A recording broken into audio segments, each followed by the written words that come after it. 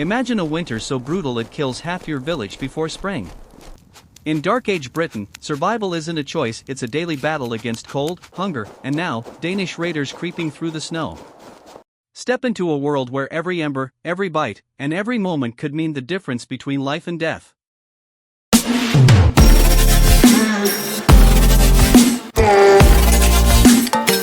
You think medieval winters were all cozy hearth fires and fur blankets? Yeah. No. In Dark Age Britain, winter meant watching your neighbors drop dead from starvation while you burned actual for warmth because the firewood ran out. Half your village wouldn't make it to spring. The average Anglo-Saxon wasn't worried about which meat to serve at dinner. They were calculating if they should eat the family pig now or watch their kids starve next month. Winter wasn't romantic. It was a 3-month death match against nature, and nature usually won. Alright, let's head back to Dark Age Britain. But before we go anywhere, get comfortable. Seriously, adjust those pillows. Pull up that blanket because where we're going, you're going to want to be cozy. The first thing that hits you is the cold. Not the kind of cold where you run from your car to your house. I'm talking about bone deep, can't escape, might kill you cold. Your eyes crack open in the pre-dawn darkness of a tiny Anglo-Saxon house in the depths of winter, somewhere around 650 AD. It's so cold that your breath makes little clouds inside the house. You're lying on a raised wooden platform covered with a thin layer of straw that does almost nothing to soften the hard surface beneath you. There's a rough wool blanket over you and maybe, if you're lucky, a sheepskin around you. The rest of the family is still asleep, or at least pretending to be. Nobody wants to be the first one up when it's this cold. The fire that was carefully banked last night is now just a pile of faintly glowing embers in the central hearth. Above it, there's a hole in the roof where some of the smoke escapes, but most of it just hangs in the air, making your eyes sting. The walls of your house are made of wattle-and-daub. Basically, sticks woven together and covered with mud mixed with straw, dung, and whatever else would hold it together. In summer, this keeps you cool. In winter, it's about as effective as a screen door on a submarine. You can already hear the wind outside. It howls like a wounded animal as it tears through the village. There's a gap under the door where you can actually see snow that's drifted inside during the night. You know you need to get up, but your body is screaming at you to stay under that blanket, inadequate as it is. That you think I'm not moving until I absolutely have to. But you do have to. Because in Dark Age Britain, winter doesn't care about your comfort. Winter doesn't care if you're tired or cold or hungry. Winter only cares about one thing, testing whether you deserve to live to see spring. So you force yourself to sit up, wincing as the cold air hits you. Unlike your nice warm bed right now, there's no thermostat to crank up, no electric blanket to switch on. There's just you, the cold, and the knowledge that if you don't get that fire going again soon, things are going to get a whole lot worse. The rest of the family starts stirring, too. Your wife, your 3 children who survived infancy, unlike the 2 who didn't, and your elderly father whose cough has been getting worse over the past few days. You try not to think about what that cough might mean. Winter illness in the Dark Ages wasn't just inconvenient. It was often a death sentence. Get the fire going, your wife mumbles, pulling the blanket tighter around herself and the youngest child. Her voice is rough from sleep and from the smoke that fills the house every day. At 30, she already looks 50, her face lined from years of hard work and insufficient nutrition. You swing your legs over the edge of the sleeping platform and your feet touch the packed earth floor. It's like stepping onto ice. You quickly slip on your shoes. Simple leather wrappings that cover your feet and ankles tied with leather thongs. They're better than nothing, but not by much. Now, getting the fire going isn't as simple as striking a match. Matches don't exist yet. Instead, you reach for your fire kit. A small pouch containing a piece of flint, a steel striker, and some char. Cloth, linen that's been partially burned to create easily ignitable material. Beside the hearth, there's a small pile of kindling that was prepared the night before. Another daily ritual of survival. You kneel by the fire pit, shivering as you work. You place the char cloth on the embers, then blow gently. If you're lucky and the embers are still hot enough, the cloth will catch. If not, you'll need to use the flint and steel, striking them together to create sparks that hopefully catch on the char cloth. It's a skill that takes years to perfect. And even then, it can be frustrating as hell. Today, you're lucky. After a few gentle breaths on the embers, the char cloth begins to glow brighter. You carefully add some of the smallest kindling, dried moss and tiny twigs, and continue to blow softly. The kindling catches and tiny flames appear. You feel a surge of relief. This is the first victory of the day, and it's a crucial one. Gradually, you add larger kindling, then small sticks, building the fire slowly and methodically. This isn't just about getting warm. It's about survival. Without fire, you can't cook food. You can't warm water. You can't dry wet clothing. And in the depths of winter, you will absolutely freeze to death within days. As the flames grow, the room begins to lighten, both from the fire itself and from the faint pre-dawn light now seeping through the single small window. Just an opening in the wall covered with a piece of stretched animal bladder. It's not glass. That's for churches and the homes of the very wealthy, but it lets in a bit of light while keeping out some of the wind. Your eldest son, all of 9 years old, gets up to help. He's been doing this since he was 5. In dark age Britain, childhood is brief. By 6 or 7, kids are expected to contribute to the household's survival. He grabs a small pot and heads for the door. Be careful, you tell him. Don't go far. He nods. Knowing the drill, he's going to break the ice on the water barrel outside and bring in water for the morning. It's a simple task, but a dangerous one in the bitter cold. Frostbite can set in quickly, and in this era, there's no real treatment for it beyond amputation if you're lucky enough to survive the infection that would likely follow.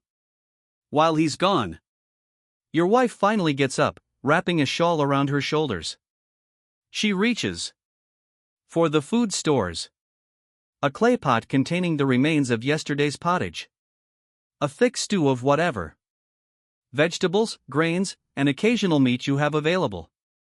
She places it near the fire to warm. Breakfast in Dark Age Britain isn't bacon and eggs. It's whatever you had yesterday reheated. Food waste isn't a concept that exists. When starvation is always just one bad harvest away. Your son returns with the water, his face red from the cold. It's snowing again, he reports, setting down the pot.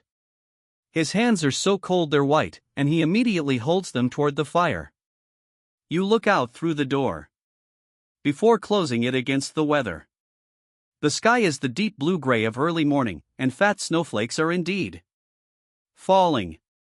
Another few inches to add to what's already on the ground. You try to remember how much firewood is left in the storage lean-to attached to the house. 2 weeks' worth, maybe less if this cold snap continues. We'll need to collect more wood today. You say? More to yourself than anyone else. It's not a task anyone looks forward to. Trudging through snow into the forest, Breaking off dead branches, cutting trees would require permission from the local lord, then dragging them back home. But without it, you die. It's that simple. By now, everyone is up.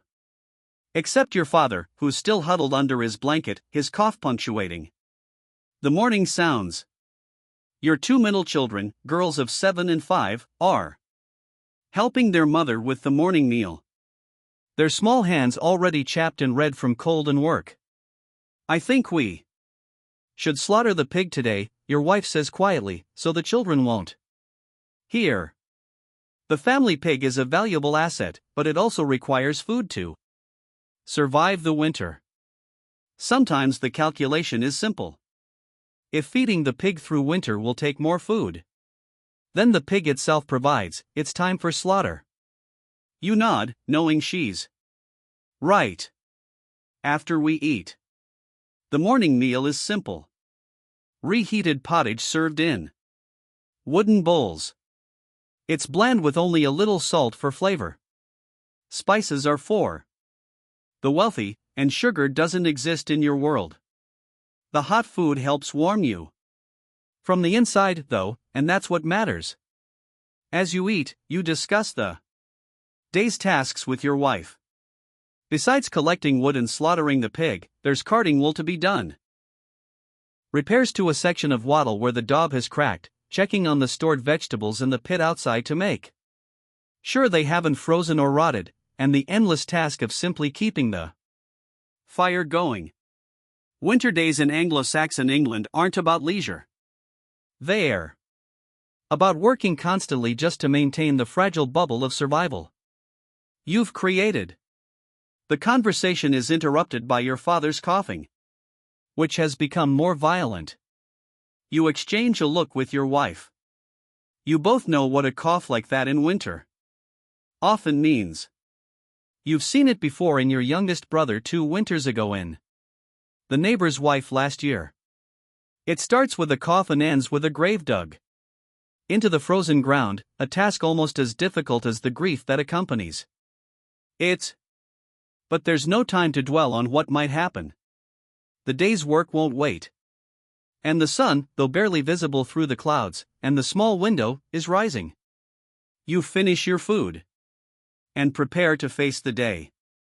First, though, you need more layers. You pull on a second tunic over the one you slept in. Both are made of rough wool, scratchy against your skin, but crucial for warmth. Over these goes a cloak fastened at the shoulder with a simple iron brooch. On your legs, a woolen hose tied at the knee. And over these you wrap lengths of cloth in a crisscross pattern for extra warmth. An ancient version of leg warmers. Finally, you put on leather gloves, or rather mittens, with only a thumb separate from the fingers. Stay close to the house today, you tell the children. Storm's coming. You can feel it in your bones. This knowledge of weather that develops when your life depends on it. The sky has a certain look, the wind, a particular feel that promises serious snow by afternoon. Your wife nods, already organizing the indoor work. The eldest will help you with the wood and the pig. The younger 2 will help her with the wool and other tasks. Your father will rest by the fire, for all the good it will do him. As you open the door to face the day, the blast of cold nearly takes your breath away. It's the kind of cold that makes your lungs ache and your eyes water. The kind that freezes beards and numbs fingers through gloves. Your son follows you out, his face already set in the stoic expression that people in this time develop early, a face that acknowledges hardship as the default state of existence. The village around you is quiet except for the occasional sound of coughing from nearby houses and the distant crow of a rooster. Smoke rises from the holes in each roof. The only sign that inside these simple structures, other families are fighting the same daily battle against winter that you are. You look at your son, already tall for his age, but Thin from the perpetual slight malnourishment that affects everyone except the nobility. Wood first, you tell him, then the pig. He nods, and together you head toward the edge of the woods, shoulders hunched against the wind and falling snow. You're barely an hour into the day, and already you're exhausted, but this is winter in Dark Age Britain. This is survival. This is normal. And as you trudge through the snow, you can't help but think about how many winters you've survived already. Not everyone does. Each spring reveals the cost of winter. The fresh graves, the abandoned houses, the hollow-eyed survivors. You wonder, as you do every year, whether this will be the winter that finally takes you or someone you love. But such thoughts don't help with the task at hand. So you push them aside and focus on finding wood dry enough to burn. Because in Dark Age Britain, dwelling too long on what might happen is a luxury you can't afford. There's only now, only today, only the next task. That keeps death at bay for another few hours. Your breath forms clouds in the frigid air as you and your son enter the forest. The snow is already ankle deep and getting deeper. Another day of winter survival has begun. The snow falls harder as you push deeper into the forest, coating the branches above like a blanket. You've always kind of hated that comparison. Blankets are supposed to be warm, not trying to kill you. Your son works alongside you in silence. His reddened hand snapping dead branches from the lower parts of trees while you tackle the higher ones. Why can't we just cut down a tree? He asks, breaking the quiet. Wouldn't that be easier? You shake your head. Last man who cut down one of the thing's trees without permission lost his hand. You hold up your own gloved hand making a chopping motion. Not worth it, he nods, understanding. In your world, the local thane, a nobleman who serves the king, owns the woodland. You have rights of pannage. Permission to let your pig forage for acorns in autumn, and you can collect dead wood. But cutting down a living tree, that's theft. And theft means punishment. You pile broken branches in the center of a length of rough cloth. When it's full, you tie the corners together to make a bundle that can be dragged through the snow. Your son does the same with a smaller cloth. Your breath plumes in front of you, crystallizing in your beard. The cold is worsening, seeping through your layers, making your toes numb despite the rags wrapped around your feet inside your leather shoes. That's enough, you say finally, looking at the sky. The clouds have darkened, heavy with snow. Storms coming faster than I thought. You heft your bundle onto your back, wincing at the weight. Your son struggles with his smaller but still heavy for his frame. Together, you begin the trudge back home, leaving a messy trail through the fresh snow. Father, your son says after a while, his voice small against the vastness of the winter forest. Will we have enough food to last? The question hangs in the freezing air between you. It's the question everyone asks themselves every winter. The calculation that never stops running in the back of your mind. We'll make it, you say with more certainty than you feel. The pig will help. And Woden willing the thane might distribute some of his stores if things get bad. You don't mention that the thane only does this when people start dying of hunger, and even then only sometimes. You don't say that last winter 3 families in your village starved because the thane decided they hadn't worked hard enough during harvest to deserve his help. You don't tell your son that his question is the one that keeps you awake at night, staring at the smoke-blackened rafters. When you emerge from the forest, the village comes back into view. A collection of small buildings most similar to your own wattle-and-daub home, with a few larger structures, including the hall and a small wooden church built By the monks who came through last summer. Smoke rises from every dwelling, wavering in the wind. As you approach your home, your eldest daughter rushes out to meet you. Grandfather's worse, she says, her face tight with worry. Mother sent me to look for you. You quicken your pace, ignoring the burning in your shoulders from the wood bundle. When you enter the house, the heat hits you first. Your wife has built up the fire, making the small space almost uncomfortably warm. Then you see your father. He's lying close to the hearth, wrapped in blankets, but he's shivering violently. His cough has a wet sound to it now, and his breathing comes in wheezes. Your wife kneels beside him, pressing a cloth soaked in something to his forehead. Feverfew and willow bark, she says, seeing your questioning look.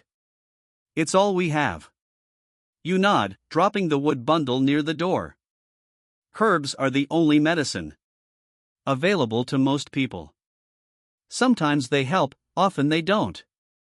Your wife is known in the village for her knowledge of healing plants. Knowledge passed down from her mother and grandmother. It saved lives before, including your youngest daughter's when she had a fever 2 summers ago. But winter illnesses are different, more deadly. With bodies already weakened by cold and less than adequate nutrition, a simple cough can become a death sentence in days. The pig, your wife says quietly, we need to do it now while there's still light. We'll need the strength from the meat. Your father coughs again, a racking sound that seems to come from deep in his chest. Go, he manages to say between coughs. Don't waste daylight on me. You squeeze his shoulder, already feeling bonier than it did last month, and turn to your son. Let's go to your wife. Keep him warm. We'll be quick. Outside, the snow continues to fall, already covering your tracks from earlier. You and your son head to the small lean-to shelter attached to the house where the family pig lives alongside 2 goats and a few chickens. The animals stir as you enter. The smell hits you immediately. A pungent mix of animal waste, hay, and the earthy scent of the creatures themselves. But it's noticeably warmer in here than outside. The body heat of the animals creating a pocket of relative comfort. The pig, a bristly creature with patchy black and pink skin, grunts at your approach. It's not a massive animal by modern standards, maybe 120 pounds at most, but it represents a significant amount of food. You've been fattening it since spring on scraps, foraged acorns, and whatever else it could eat. Turn around if you want, you tell your son. Some children get upset at this part. He shakes his head. I'll help you. Nod, respecting his choice. This is part of growing up in your world, understanding where food comes from, participating in every aspect of survival. You reach for the rope hanging on the wall, fashioning a quick snare. The pig, used to human contact, doesn't resist much as you loop it around its snout. Then, with practiced movements, you pull its head back, exposing the throat. Your son holds the body steady. Thanks to you for your life, you murmur. A half-Christian, half-pagan acknowledgement that isn't quite a prayer. Then you draw the knife across the throat in one swift, deep cut. The blood pulses out in a steaming rush, darkening the straw underfoot. You position a wooden bucket to catch as much as possible. Blood is too valuable to waste. It will be mixed with oats and spices to make blood pudding, a calorie-rich food that can help see you through the winter. The pig thrashes briefly, then goes still. Its eyes glaze over as the last of its life drains away. You and your son work in silence for a few moments, ensuring all usable blood is collected. Now the hard part, you say, wiping your knife on a rag. Butchering a pig is neither quick nor easy, especially in The cold. But every part must be used and used quickly before it can spoil. You hoist the carcass, hanging it from a beam in the lean-to. Your son helps as you begin the process of gutting and skinning. The intestines come first, carefully removed to avoid puncturing them and contaminating the meat. These will be cleaned thoroughly to use as casings for sausages. The stomach and bladder will become containers. The heart, liver, and other organs will be eaten first as they spoil quickest. You work methodically, your hands red with blood and aching from cold. Your son follows your instructions, holding things steady, helping to separate fat from meat, meat from bone. This isn't his first pig slaughter, but it's the first where he's old enough to be truly helpful. Good work, you tell him as you begin quartering the carcass. Your hands are steady. He straightens a bit at the praise, his breath clouding in the cold air of the lean-to. Will we smoke most of it? You nod. Smoke what we can, salt what we can't. Salt is precious, traded from coastal regions, where seawater is evaporated, but essential for food preservation. You've been saving yours for this very purpose. As you work, you hear the door of your house open and your wife appears wrapped in her shawl. How is he? You ask without looking up from your bloody work. Sleeping, she says. The fever's rising. She doesn't need to say more. You all know what that means. She surveys your progress with the pig. I'll get the salt and the smoking herbs ready. With that, she disappears back into the house. You and your son continue the butchering, working faster now as the daylight begins to fade and the snow falls more heavily. The temperature is dropping further and your fingers are stiffening with cold despite the physical labor. By the time you finish cutting the meat into manageable portions, your back aches and your hands are numb. Your son looks exhausted, his face splattered with blood despite his efforts to stay clean. Let's get this inside, you say, gathering the most perishable parts, the organs, some of the blood, and several cuts of meat into a wooden tray. Your son takes another tray with fat and some smaller cuts. The rest you cover with a cloth to be processed tomorrow. When you enter the house, the warmth is a blessing. Your wife has been busy. A large pot simmers over the fire filled with water and wild herbs for the brining. Several smaller pots contain renderings for different purposes. The children have been put to work, too. The younger ones sorting herbs and preparing salt mixtures under their mother's guidance. Your father still lies near the hearth, his breathing labored even in sleep. You try not to dwell on the pallor of his skin or the way his chest struggles to rise and fall. Put everything here. Your wife directs, indicating a clean cloth spread near her work area. The liver, heart, and kidneys will cook tonight. The blood needs to be mixed with oats before it congeals. You deposit your trays, then move to wash your hands in a bucket of melted snow water. Your son does the same, the water turning pink with diluted blood. How much salt do we have? You ask.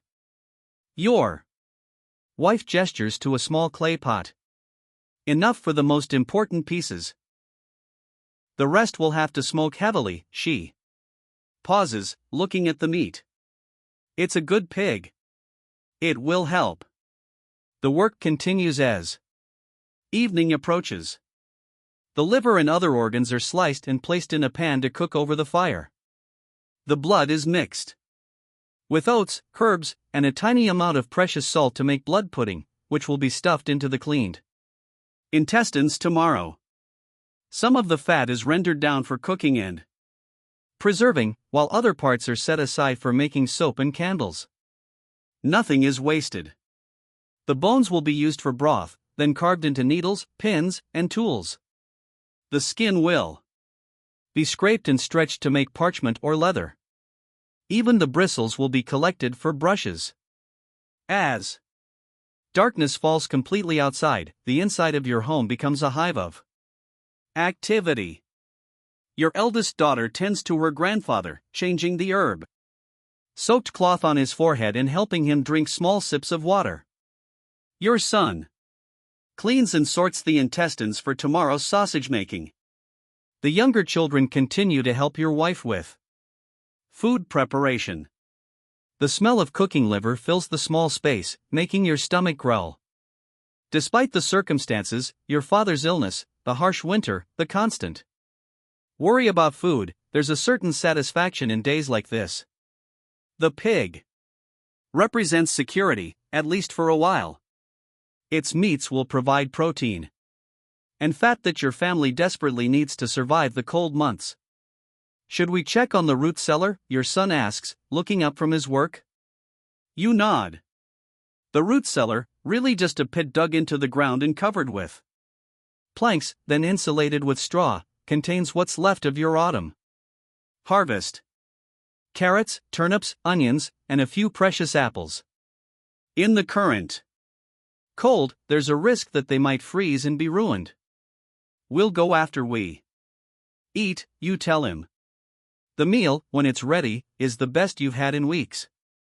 Fresh liver, heart, and kidneys, seasoned with the few herbs your wife has managed to dry and preserve, along with a portion of yesterday's pottage and a small serving of bread made from barley flour. It's a feast by winter standards.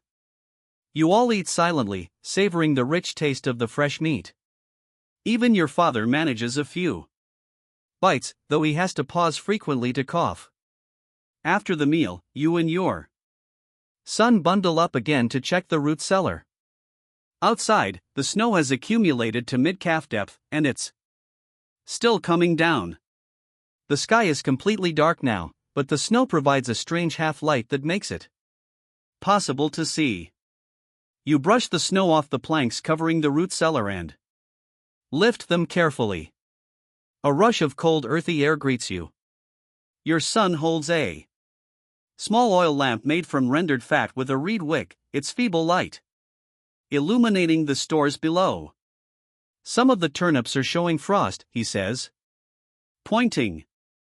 You climb down into the pit, examining the vegetables. He's right. Several turnips at the edge have partially frozen. We'll take these back, you decide, gathering the affected ones. They'll need to be used in the next day or two. You check the rest of the stores, adding more straw insulation where needed. The remaining vegetables look intact, though the quantity is worryingly small for the months of winter still ahead. Back in the house, you find your wife in conversation with a neighbor, Egbert, a man about your age whose wife died in childbirth last winter. He stands awkwardly near the door, a small bundle in his hands. Heard you slaughtered today, he says by way of greeting. Brought some honey to trade. My bees produced well before the cold came. Your wife looks at you questioningly. Honey is valuable, a rare sweetness and a preservative, too. But trading away meat now means less food. Later. A small cut, you decide for the honey, Egbert nods, understanding the caution. Fair, he places the small clay pot of honey on your work table. How's your father? He adds, glancing at the old man by the fire. Fighting, you say simply. Egbert nods again. He doesn't offer empty reassurances. Everyone knows winter illness often ends one way. The Thane's called a meeting for tomorrow, he says instead. At midday in the hall, all household heads. This is unexpected news. The Thane rarely calls winter meetings unless there's trouble or important business. Did he say why? Egbert shakes his head. Just sent his man around to tell us. He stamps his feet, knocking snow onto your floor. Sorry. Should go before it gets worse out there.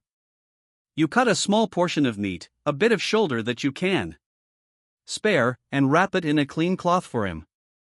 For the honey, you say, handing it over. After Egbert leaves, your wife raises an eyebrow. A meeting in this weather must be important, you say, though you're not sure what could be so urgent in the dead of winter. When most work beyond basic survival comes to a halt, you move to help her with the ongoing meat preservation. The children have been put to bed, all huddled together on the sleeping platform for warmth. Only your father remains awake, his breathing more labored than before.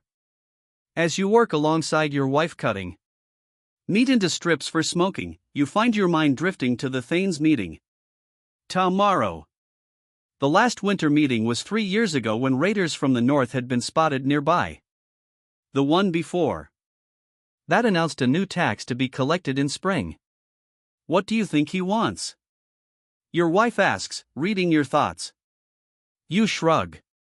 More work, more taxes. It's usually one or the other. She sighs, her hands never stopping their rhythmic cutting. We've given enough already. You can't argue with that. Between the regular food renders to the Thane, the labor on his lands, and the occasional special taxes, the common folk always seem to be giving more than they can spare. But that's the way of the world. Those with power take from those without. Your father's coughing interrupts your thoughts. It sounds worse. A wet rattling sound that makes both you and your wife pause in your work. I'll check on him, she says, wiping her hands on a cloth. You continue cutting meat, trying not to listen to your father's struggling breaths or your wife's soft, comforting words. There's nothing to be done except make him comfortable and hope. Medicine as you know it is limited to herbs, prayers, and luck. When your wife returns to the table, her expression tells you everything. It won't be long, she says quietly. His lungs are filling. You nod, feeling a hollow space open inside you. It's not unexpected. Your father is old by the standards of your time, nearly 50. But the loss will still cut deep. And beyond the grief, there's the practical reality. One less pair of hands to help with work. One less person contributing knowledge and skills to the household. Should I wake the children? You ask. She considers, then shakes her head. Let them sleep. They can say goodbye in the morning if she doesn't finish the sentence. You work late into the night preserving as much of the pig as possible. Some cuts are submerged in brine, others rubbed with salt and herbs. The larger pieces are hung from the rafters, ready to be taken to the smoking shed tomorrow. The intestines are cleaned thoroughly, ready to be stuffed with a blood pudding mixture that sits covered near the fire. Your wife checks on your father periodically. His condition worsens gradually, his breathing becoming more strained, his periods of consciousness briefer. You take turns sitting with him, speaking softly of good memories, assuring him that the family will be cared for. It's well past midnight when you finally finish the most urgent preservation work. Your wife has fallen asleep beside your father, her hand still holding his. You should wake her, get her to come to bed properly, but you don't have the heart to disturb her. Instead, you bank the fire carefully for the night, making sure it will last until morning without needing to be fed. Then you check that the door is securely latched against the wind and any animals that might be desperate enough to try entering a human dwelling. Finally, you climb onto the sleeping platform where your children are huddled together, their small bodies generating a pocket of warmth under the shared blankets. You ease yourself in beside them, trying not to wake them. As you lie there, listening to the wind howl outside and the labored breathing of your father across the room, you find yourself doing the mental calculations. Again. How much food is left? How long until spring will the Thane demand part of your newly slaughtered pig as tax? Will your father's illness spread to the Children? It's the same worry that gnaws at every parent, every provider, and every home across the village on this winter night. The constant underlying fear that, despite all your hard work, all your careful planning, it might not be enough. But for now, at least, your family is fed. The fire still burns. The storm rages outside. But you are for this moment sheltered from its fury. And sometimes in Dark Age Britain, that's the best you can hope for. To survive one more day, to push death back just a little further. Tomorrow will bring its own challenges. The Thanes meeting, more preservation work, caring for your father if he makes it through the night. But that's tomorrow. For now, you close your eyes, letting the exhaustion of the day pull you towards sleep. As consciousness fades, your last thought is of the pig. The security its meat represents, the weeks of survival it has bought your family. In your world, that's something close to wealth, something close to peace. Morning comes too soon, as it always does in winter. One moment you're asleep, the next your son is shaking your shoulder gently. Father, he whispers, grandfather is gone. You're instantly awake. The familiar weight of grief settling on your chest before you even fully process the words. You slide carefully from the sleeping platform, trying not to wake the younger children. The room is cold.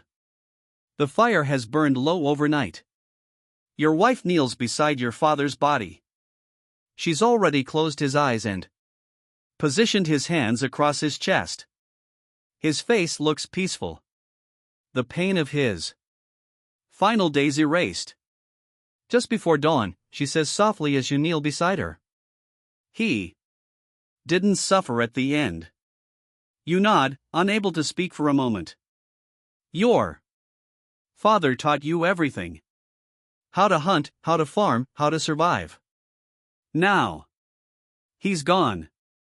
Another victim of winter's merciless grip. We'll need to prepare him today, your wife says. Practical even in grief. Before the meeting, death waits for no one in winter. Bodies must be dealt with quickly before they begin to decay, and the frozen ground makes burial challenging. It's a grim task, but a necessary one. I'll get water, your son says, already reaching for the pot. You squeeze your wife's shoulder in silent gratitude for her care of your father, then move to stoke the fire. There's work to be done, as always. Death is just another part of winter's routine. By the time the younger children wake, you and your wife have washed your father's body and dressed him in his best tunic. Threadbare by modern standards, but the finest he owned. Your son has gone to inform the village priest and arrange for burial. Is grandfather with God now? Your youngest daughter asks, her eyes wide as she stares at the still form. Yes, your wife answers, smoothing the child's tangled hair. And with our ancestors? Too. Like many in your time, your family's faith is a blend of Christianity and older beliefs, a practical spirituality that hedges its bets. Breakfast is meager. The last of yesterday's bread and a thin gruel made from barley. You need to conserve the pig meat as much as possible. It must last for weeks. While eating, you explain to the children about the Thanes meeting. I'll need to go alone. You tell your wife. You should stay with you. Glance at your father's body. She nods. We'll continue with the preservation work and prepare him for burial. Can I come with you? Your eldest son asks to the meeting. You consider this. Boys his age aren't usually included in such gatherings, but he's nearly a man, and learning how to navigate the social hierarchies of your world is an important skill. Yes, you decide. It's time you saw how these things work. The morning passes in a blur of tasks. You finish preserving more of the pig meat, hanging strips in the smoking shed, a small structure shared by several families where a carefully tended fire burns continuously. The smoke curing meat hung from the rafters. Your wife and daughters stuff intestines with the blood mixture to make black pudding, and hang these to smoke as well. Your son returns with news from the priest. He says, "We can bury grandfather tomorrow near the church." This is a mark of respect. Burial in consecrated ground costs extra, usually paid in food or labor. How did you manage that, you ask, knowing your family has little to spare? Your son looks proud. I promise to help repair the church roof in spring. You nod, impressed by his initiative. He's learning the essential skill of negotiation in trade, the complex web of favors and obligations that helps everyone survive. As midday approaches, you and your son prepare to head to the Thane's Hall. You both don your cleanest tunics, still stained and worn, but the best you have, and wrap your cloaks tightly against the cold. Be careful, your wife says as you leave. Don't volunteer for anything. It's good advice. In your experience, the Thane's requests for assistance usually mean more work for already exhausted villagers. The snow has stopped, but the sky remains heavy and gray, promising more to come. The village is quiet as you make your way toward the Thane's Hall, a long wooden building at the center of the settlement. Unlike your small house, it's built of thick timber planks rather than wattle-and-daub, with intricate carvings around the doors and along the roof beams. Other men trudge through the snow toward the same destination. Household heads from across the village, all looking equally tired and weary. There's Egbert from last night, an old Wulfric whose joints pain him so badly in winter that he walks with a stick. There's Cerdic the blacksmith, more fortunate than most, with his valuable skills and the constant heat of his forge. Each man nods in greeting, but conversation is minimal. Cold conserves energy by dampening social niceties. Why do you think he's called us here? Your son asks quietly as you approach the hall. We'll find out soon enough, you reply, though you share his curiosity. Inside the hall is noticeably warmer than outside, though not as warm as your smaller home. Multiple hearth fires burn down the center of the long room, but the space is so large that much of the heat dissipates before reaching the walls. Still, compared to the bitter cold outside, it feels almost comfortable. The Thane himself sits at the far end on a carved wooden chair raised slightly above the floor. Leofric is a man of around 40, his beard streaked with gray, his face weathered by years of war and weather. By your standards, he's wealthy. His tunic is dyed a deep blue, and a silver arm ring gleams on his wrist. But by the standards of true nobility, he's merely a minor lord, responsible for this small area of land, and answerable to greater lords above him. His hall is impressive to you, but would be considered rustic by those higher in the social hierarchy. Still, in your world, he has power of life and death, control over land usage, and the authority to demand labor and goods from those under his protection. As more men file in, benches along the walls fill up. You find a spot about halfway down, your son beside you. The atmosphere is tense. Winter gatherings rarely bring good news. When all are present, the Thane stands. The room falls silent immediately. Men of Wolf Hampton, he begins, using the old name for your settlement. I've called you here because word has come from the king's messenger. He pauses, letting the significance sink in. Contact with the wider world is rare in winter. Danes have been sighted along the coast, he continues, his voice grave. 3 ships moving south. A murmur passes through the gathered men, Danish. Raiders, Vikings, are a persistent threat, though they usually come in summer when seas are calmer in theirs. More to steal. Why would they come in winter? Someone asks. There's nothing to take. The Thane's mouth tightens. They're not looking to raid and leave. The messenger believes they seek land to settle. They've already burned 2 small settlements north of here. This news sends a chill through the room, colder than the winter air outside. Summer raids are terrifying but brief. The Danes take what they can carry and disappear back to sea. But settlement, that means fighting for territory, for survival itself. What would you have us do, Lord? Circa the blacksmith asks. We're no warriors, most of us. The Thane surveys the room, his eyes hard. We prepare. The king's FYRD may not come this far west. They'll protect the larger towns first. We may need to defend ourselves. The FYRD is the king's army, made up largely of free men called to service in times of war. But in the depths of winter, with snow blocking roads and freezing men in their tracks, help might be weeks away, if it comes at all. Starting tomorrow, the Thane continues. All able men will spend part of each day strengthening our defenses. We'll dig ditches where the snow allows, sharpen stakes, repair the old wall around the village core. A groan ripples through the assembly. It's not resistance. No one wants to be defenseless against Danish axes, but the prospect of additional labor when everyone is already struggling just to survive the winter is daunting. My lord, old Wulfric speaks up, his voice quavering.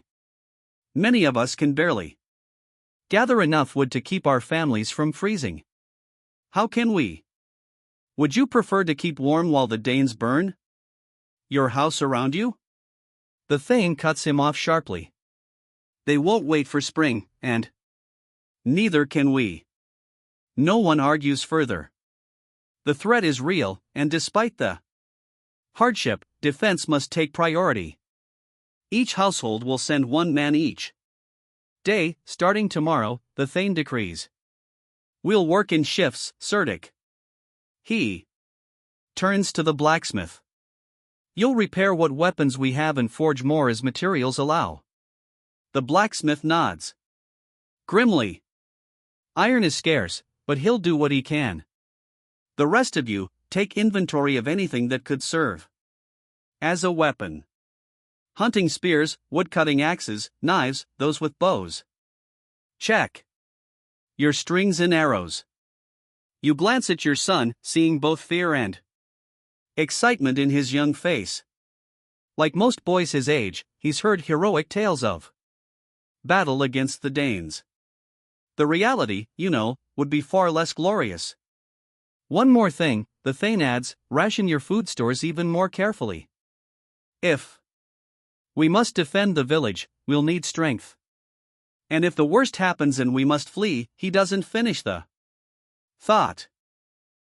No one wants to contemplate abandoning homes and fields, becoming refugees in the dead of winter. Questions? The Thane asks, though his tone suggests he's not particularly interested in hearing any. 1 man near the front raises his hand hesitantly.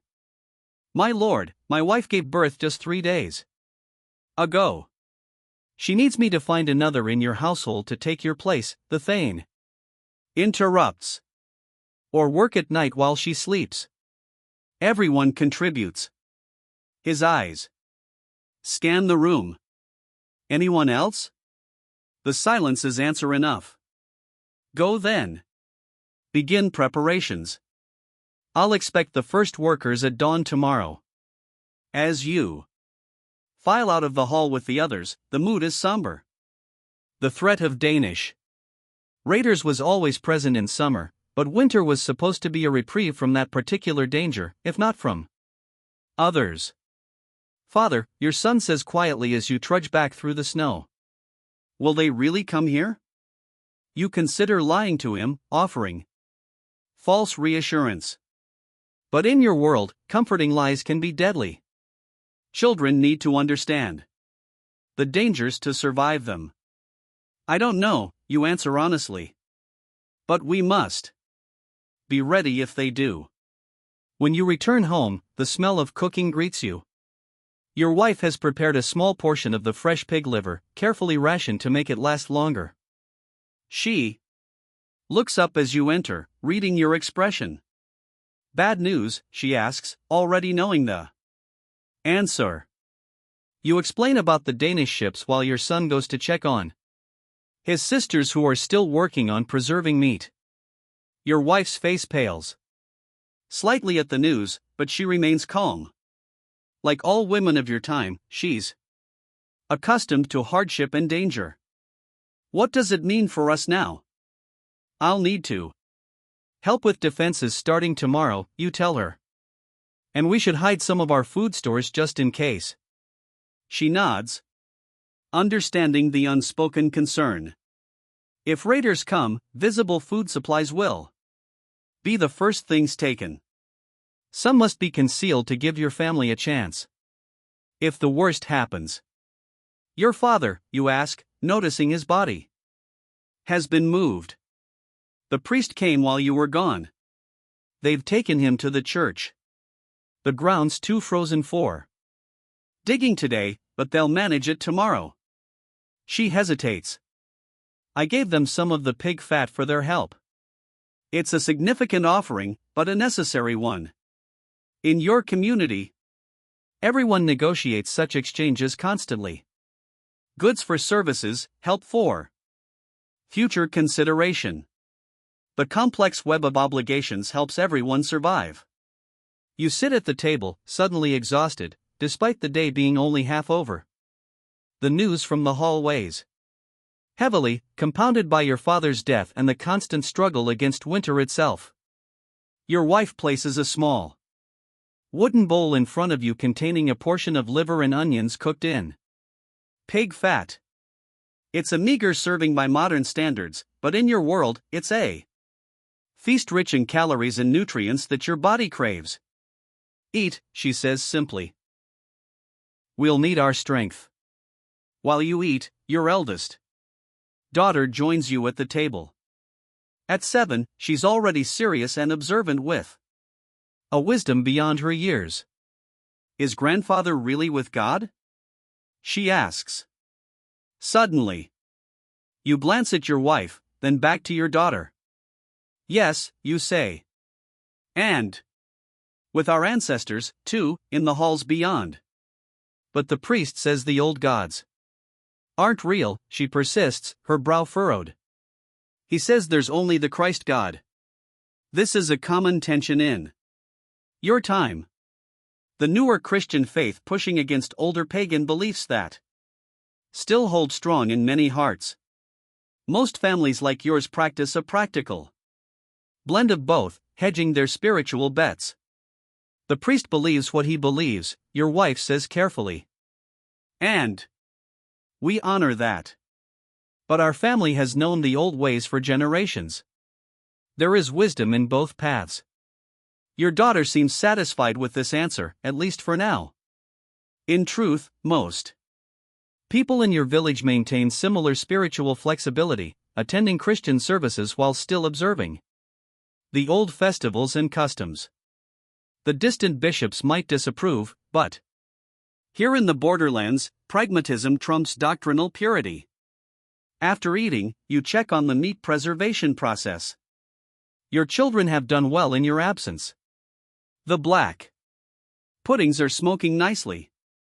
More meat has been salted and fat has been rendered for storage. It's skilled work that even the youngest can contribute to, each according to their ability. Will we need to fight the Danes, father? Your eldest daughter asks as she carefully turns strips of meat hanging from the rafters. Let's hope not, you tell her. But we prepare as if we will. The rest of the day passes in continued work. Despite your father's death, despite the threat On the horizon, the immediate tasks of survival can't be postponed. Winter allows no mourning period. No time for fear or hesitation. You reinforce the livestock shelter, packing extra straw against the walls to keep in warmth. The remaining animals, 2 goats and a few chickens, represent a significant portion of your family's wealth and future food supply. Losing them to cold would be devastating. Your son helps you check your meager weapons. A wood-cutting axe, a hunting spear with a fire-hardened wooden tip, and the knife you use for everything from butchering to woodworking. None would stand against a Danish warrior's steel, but they're better than bare hands. Your wife and daughters continue food preservation, working methodically to ensure nothing is wasted. The oldest goes to the stream to break ice for fresh water, carrying the heavy bucket back with arms that have grown strong through necessity.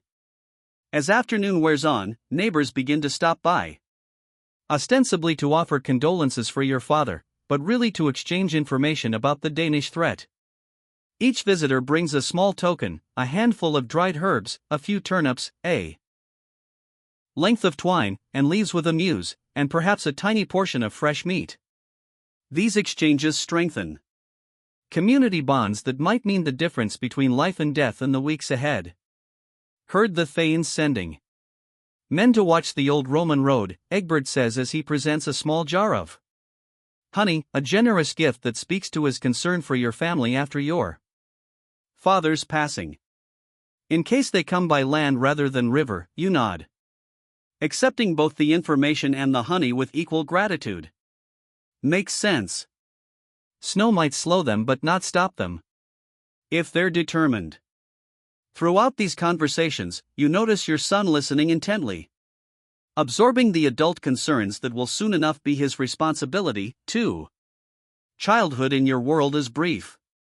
By 12 or 13, he'll be expected to shoulder a man's burdens fully. As evening approaches, you help your wife prepare the main meal of the day. A pottage of barley, turnips, and small pieces of precious salt pork seasoned with the few dried herbs that remain from summer. The pot simmers over the fire, filling the small house with a savory aroma that makes stomachs growl in anticipation. While it cooks, you gather the family to discuss plans for tomorrow. I'll go to help with the defenses after your grandfather's burial, you tell them. The rest of you will need to continue the preservation work and tend to the animals. I can check the fish traps at the stream, your son offers.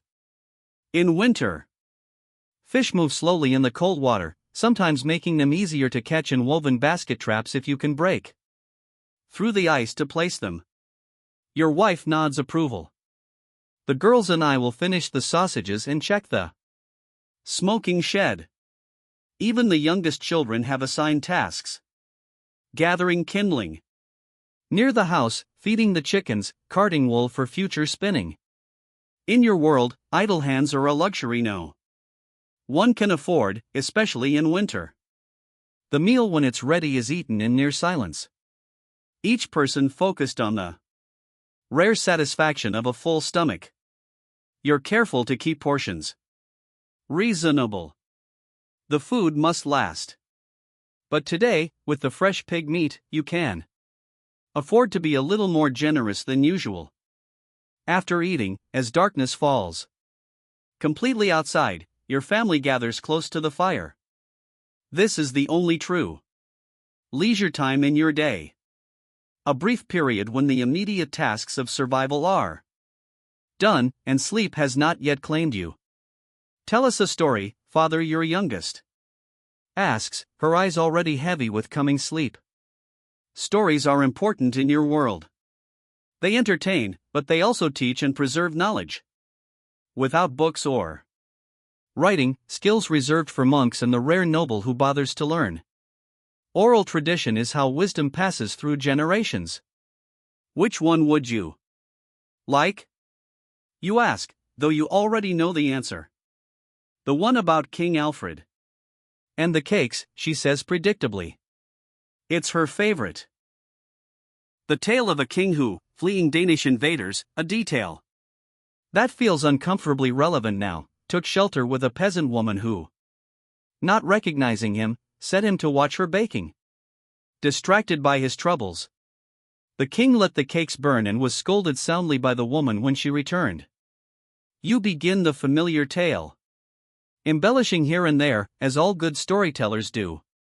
The children listen raptly, even though they've heard it many times before. Your wife works on mending a tunic as she listens, her fingers moving steadily by firelight. The story with its lesson about how even kings must pay attention to small duties resonates in your world where negligence of any kind can have fatal consequences. It also offers hope. Alfred eventually rallied his forces and drove back the Danes, preserving his kingdom. Perhaps your village might be similarly fortunate. As you finish the tale, you notice your youngest has fallen asleep against her mother's side, her face peaceful in the firelight. The others are fighting yawns, their bodies demanding rest after the day's exertions.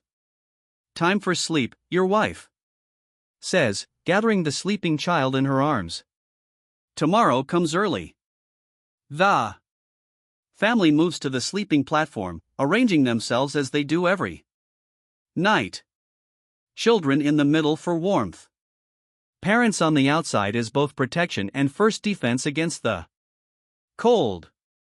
Extra blankets and furs are pulled up. Bodies press close together and breath begins to slow. Before banking the fire for the night, you take a moment to look around the small house at the meat hanging from rafters, the preserved food in clay pots, the few precious tools and possessions accumulated over a lifetime. It's humble by any standard, but it represents security, the thin margin between survival and disaster. Tomorrow brings your father's burial, work on village defenses, and the continued daily battle against winter itself. And somewhere beyond the horizon, Danish ships might be approaching, carrying men with steel and hunger for land. But for now, in this moment, your family is fed and warm. The fire still burns, and sometimes in Dark Age Britain that's victory enough for one day. You carefully bank the fire, preserving embers for morning, then join your family on the sleeping platform.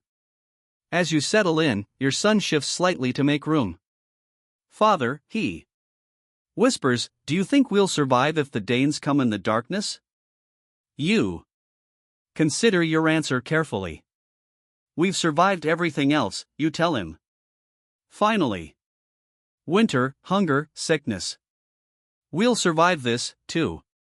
God and ancestors willing. Whether you believe these words fully or not doesn't matter. In Dark Age Britain, hope itself is a survival tool as essential as fire and food.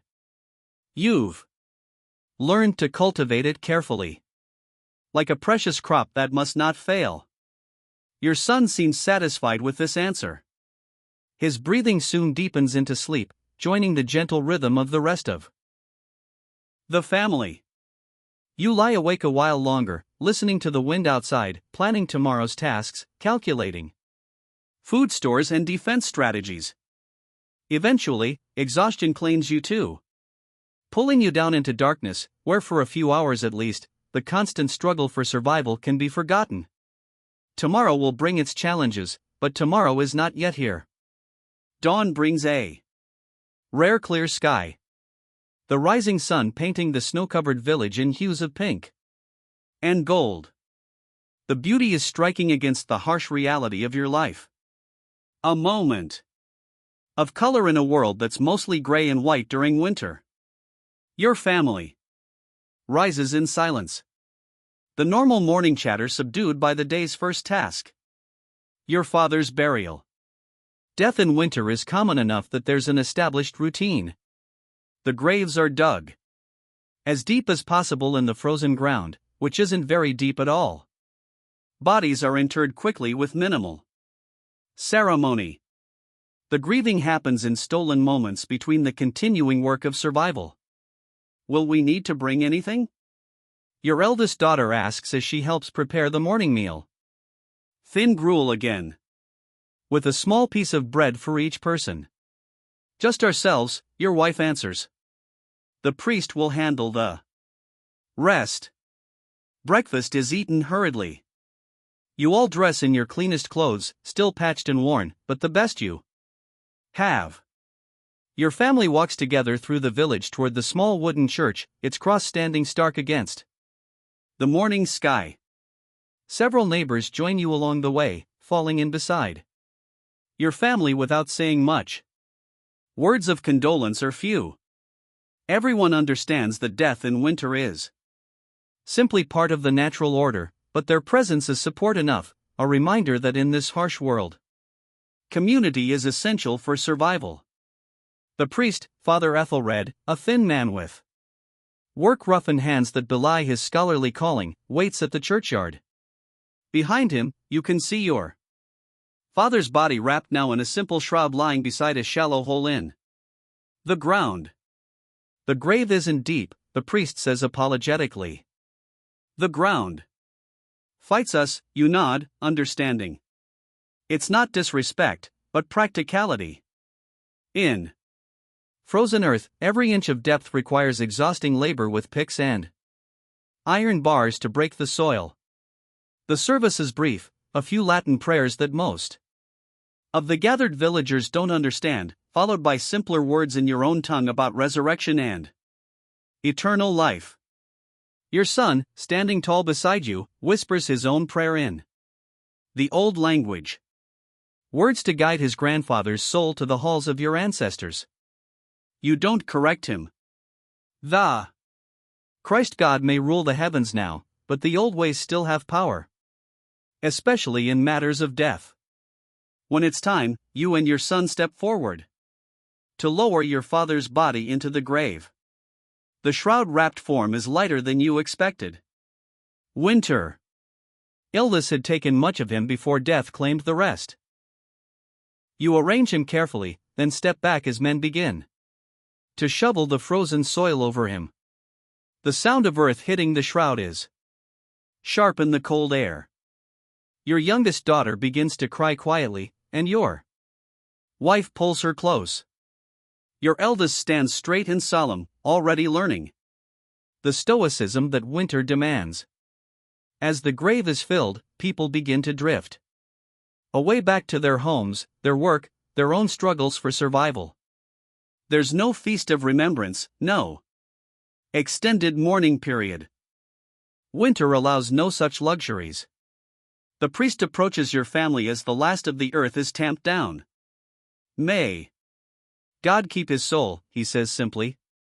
Then, more practically, will you join the defense work today? You nod as soon as we're done here. Good. The Thane has men gathering at the north edge. They say that's the most likely approach if they come by land. His expression is grim. Like everyone else, he understands what Danish raiders would mean for the village. After a final moment at the grave, you turn to your family. I'll go to the defense work now. You tell them. The rest of you should continue with the meat preservation and check the traps. Your wife nods. We'll manage to your son. Check the fish traps first. If the stream isn't completely frozen, we might have something. You leave them at the edge of the churchyard, watching as they head back toward home while you turn north. The village is already stirring with activity. Smoke rising from houses. People moving with purpose despite the cold. Everyone has heard about the Danish threat by now, and the normal winter lethargy has been replaced by nervous energy. At the north edge of the village, where fields would be planted come spring, a group of men has already gathered. The Thane is there, dressed more practically now in heavy wool and fur, directing the work. Beside him stands his huskarl, a professional warrior who serves as his bodyguard and enforcer. Unlike the villagers with their farming tools repurposed as weapons, the huskarl wears a mail shirt and carries a proper sword at his hip. Ah, Leafwine, the Thane greets you, remembering your name. Despite your relative unimportance in his world. Good. We need strong backs. Today. He points to where men are attempting to dig a ditch across the most likely approach path to the village.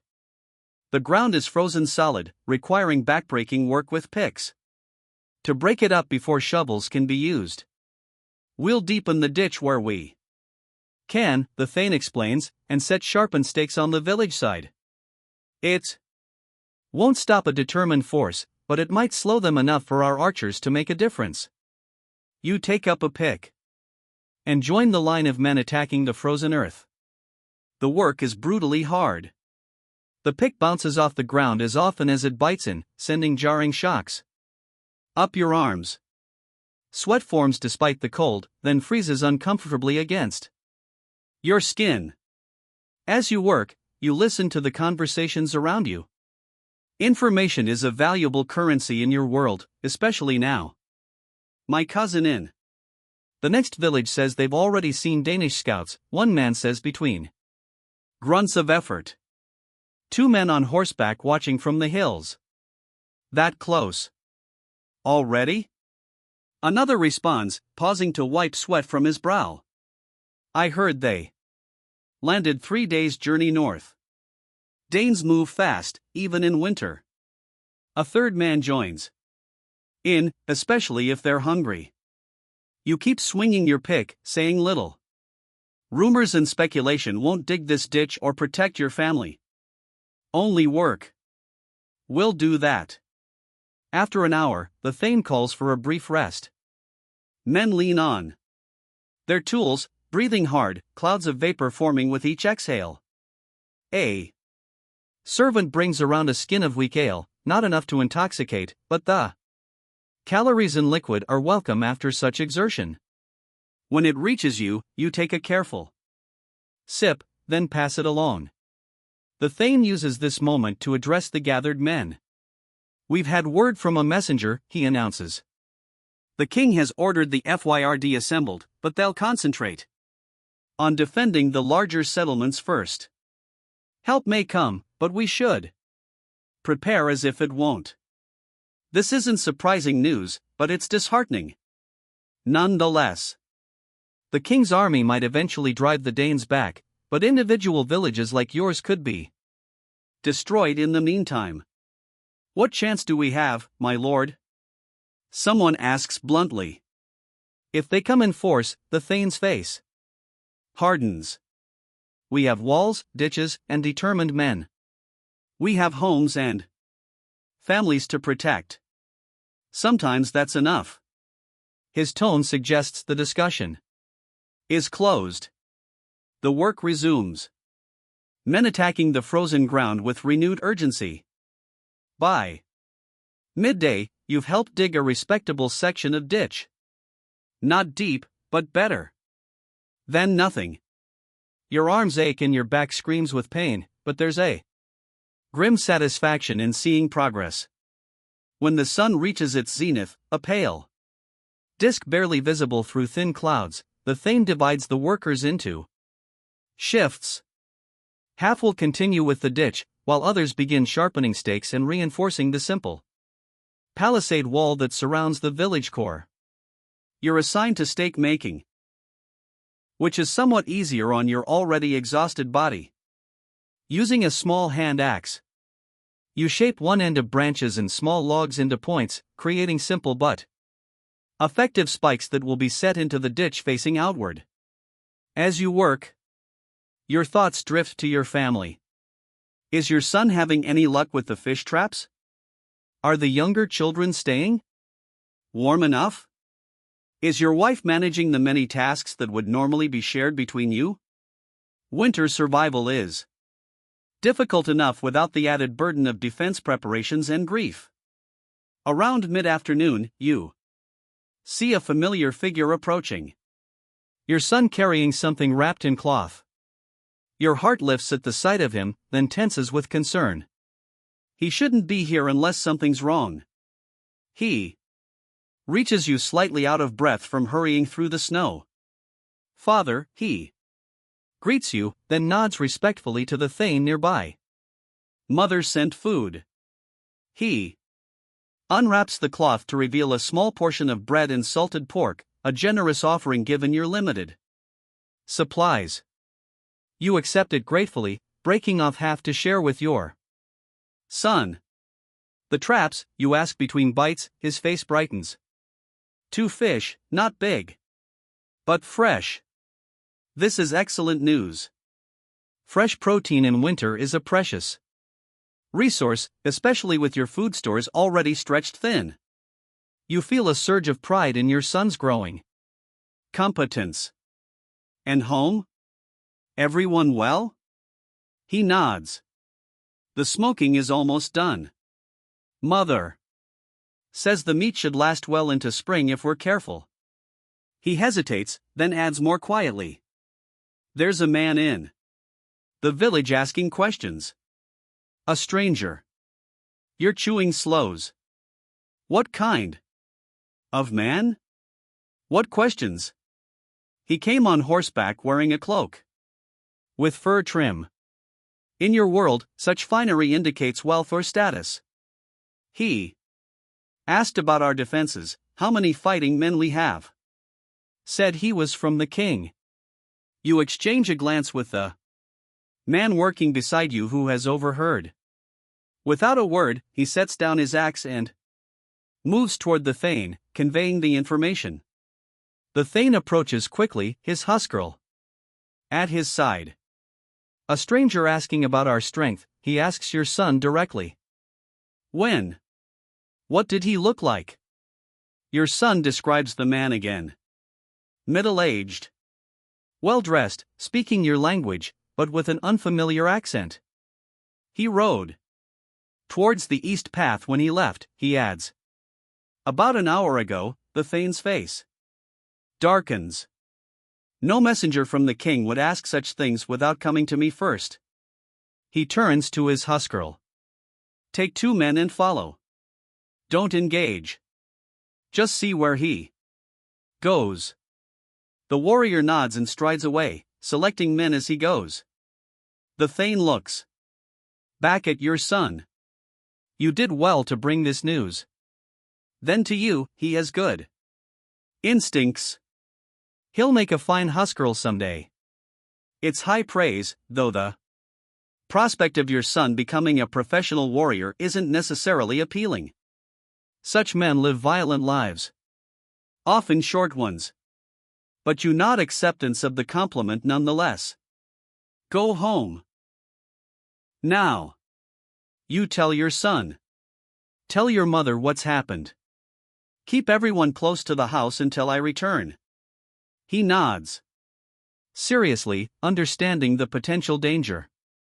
With a quick farewell, he heads back through the snow toward home, moving with the boundless energy of youth. The work continues with increased urgency.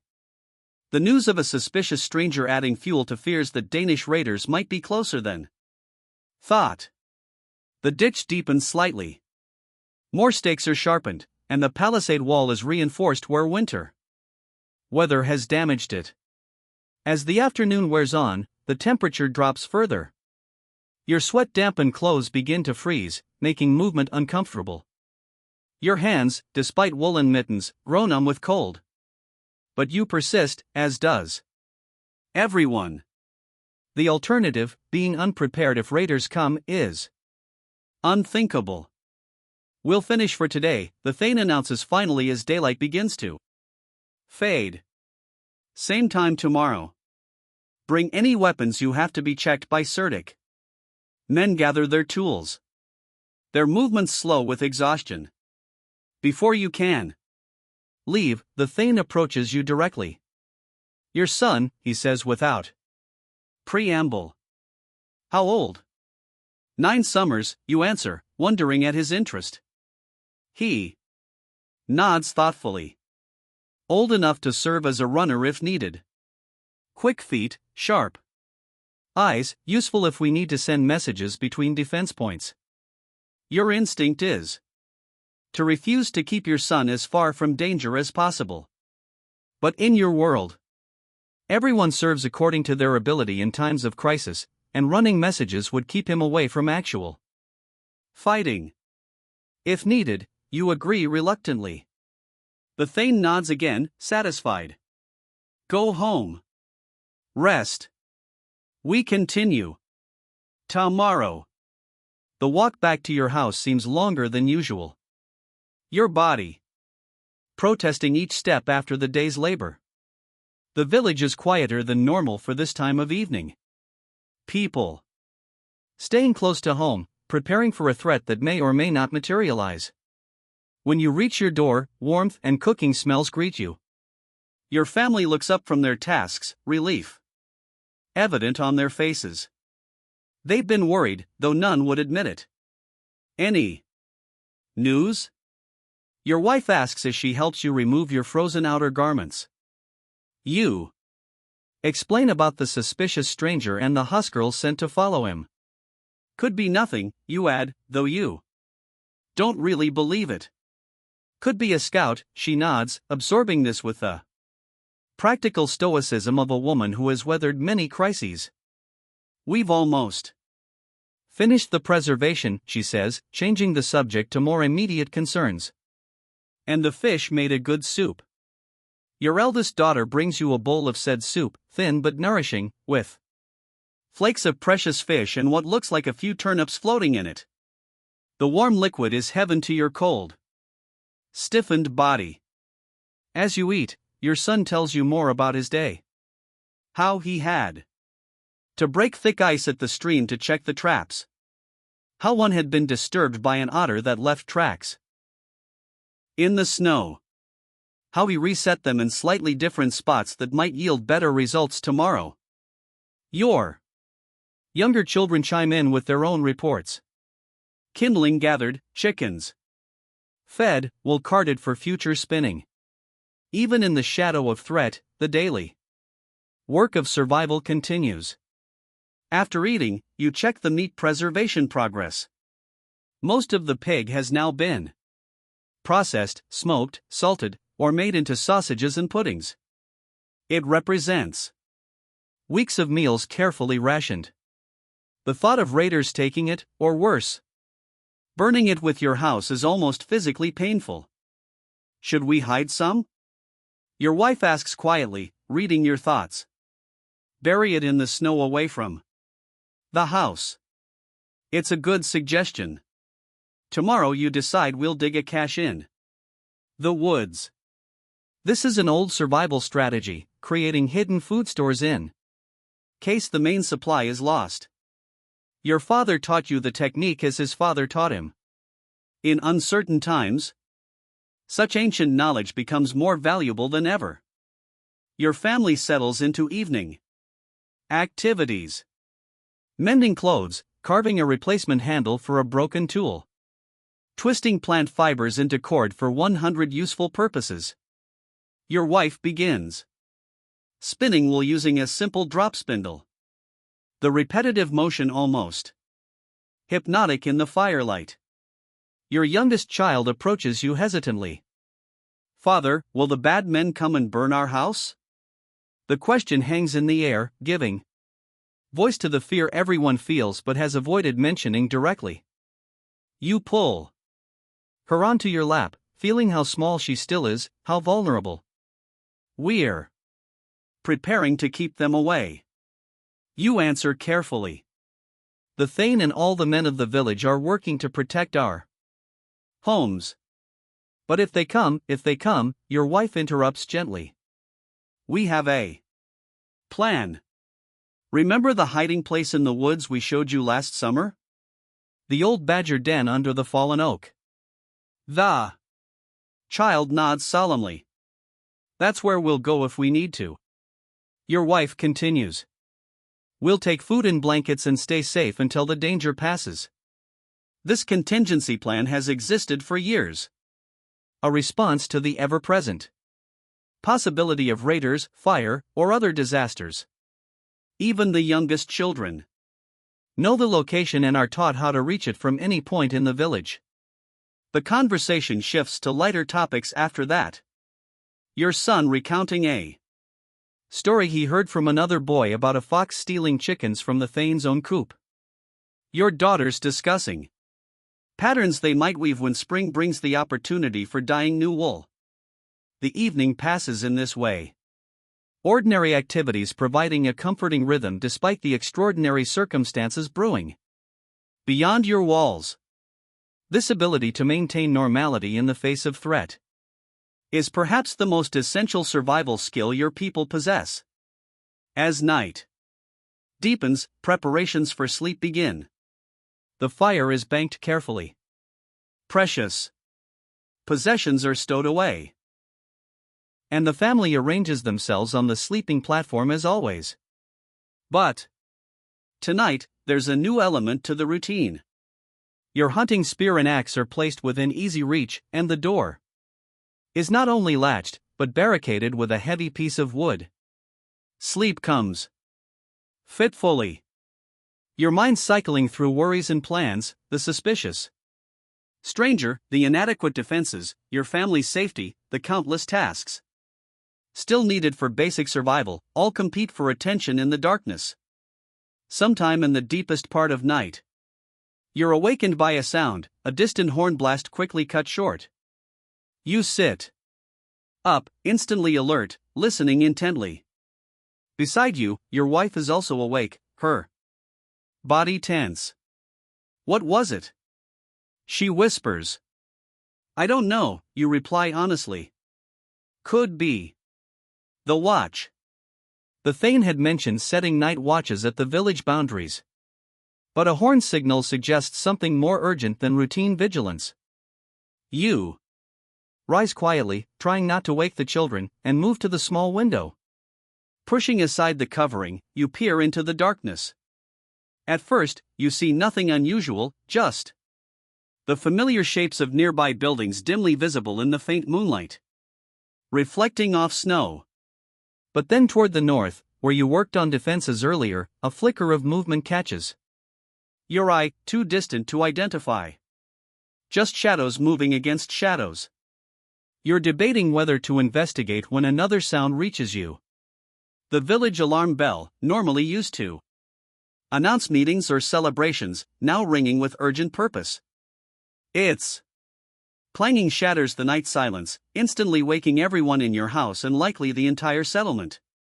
Get up, you tell your family, already reaching for your warmest clothes. Quickly now. Your wife is immediately in motion, helping the younger children dress while gathering essential items, a small bag of food, a water skin, the fire starting kit, a precious knife. Your son grabs his own cloak and reaches for the smaller hunting spear. What's happening? Your eldest daughter asks, her voice steady despite the fear visible on her face. I don't know yet. You answer truthfully, but we prepare for the worst and hope for better. Outside, voices can be heard now. Men shouting, the Thane's deeper tones carrying over the din. The bell continues its frantic pealing. Stay here, you tell your family. Bar the door behind me. I'll return when I know more. Your wife nods, her face a mask of controlled fear. Be careful, is all she says. The cold hits you like a physical blow as you step outside. The night air burns your lungs as you move quickly toward the commotion at the village edge. Other men emerge from houses along the way. Some barely dressed against the cold, all carrying whatever weapons they possess. At the northern edge, where you worked earlier, a crowd has gathered. Torches illuminate the scene in flickering orange light, casting long shadows across the snow. The Thane stands with his huskarl both fully armed now, addressing the assembled villagers. Spotted approaching from the north, the Thane is saying as you join the group. At least 20 men on foot moving fast through the forest. Danes, someone asks, the word carrying all the terror that generations of coastal raids have embedded in your people. Who else travels armed at night in winter? The huskarl responds grimly.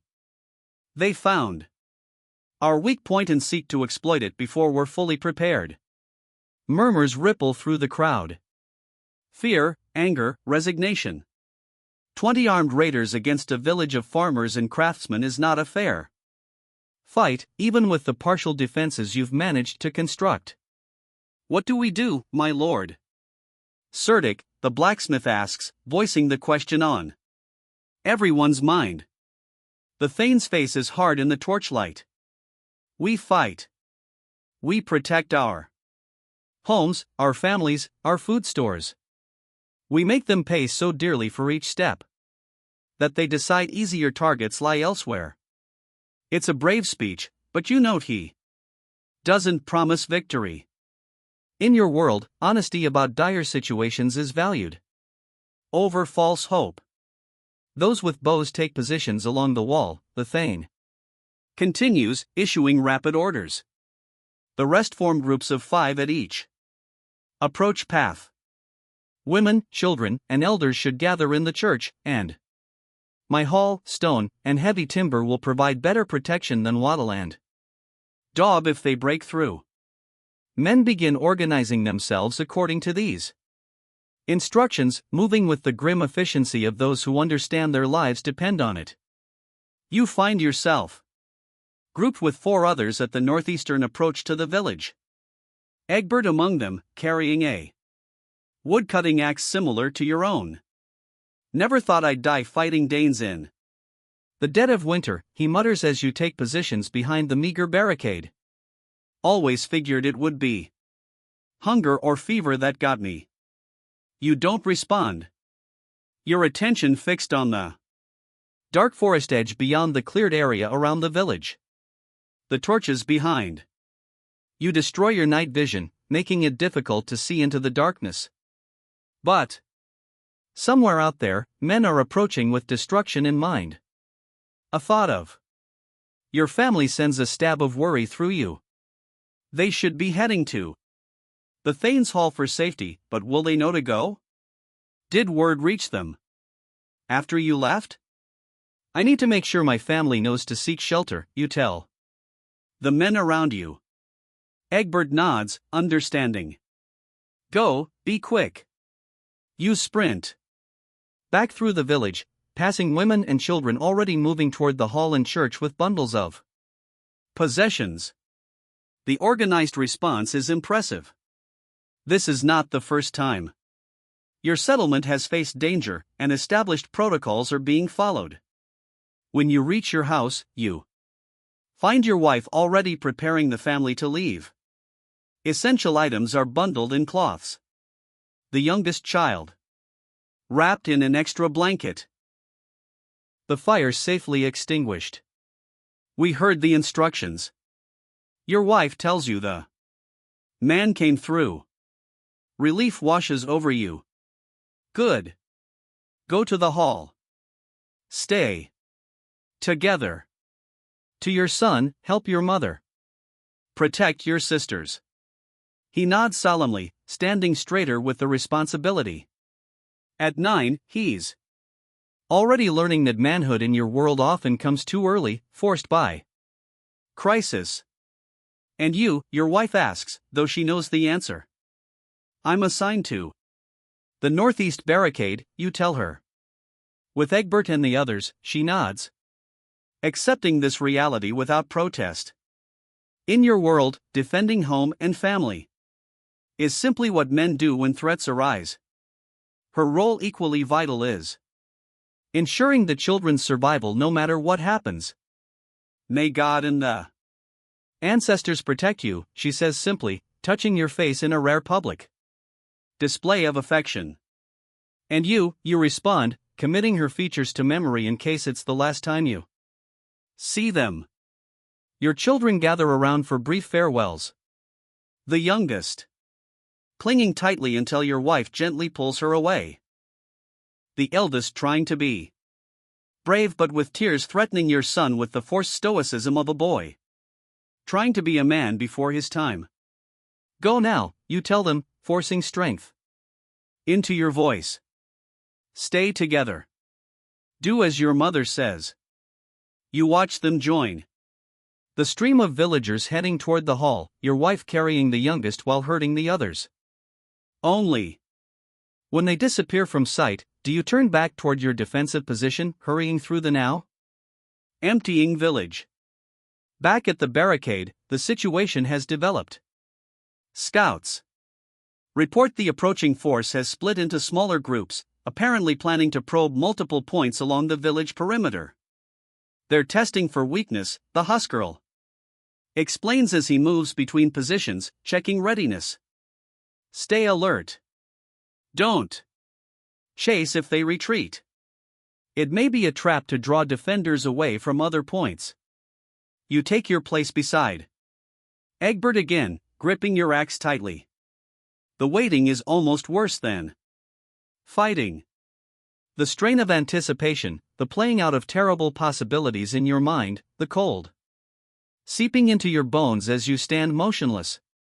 Then from the darkness beyond the torch light, a sound reaches you, the crunch of footsteps on snow. Multiple sets approaching slowly. Shadows move among the trees, still indistinct, but definitely human. They come, Egbert whispers unnecessarily. His knuckles white around his axe handle. You swallow hard, forcing down fear. You've never fought in battle before. Few farmers have, but you've butchered animals and defended against wolves. You understand the mechanics of violence, if not its application against other men. The figures emerge from the tree line, moving cautiously into the cleared area before the ditch you helped dig.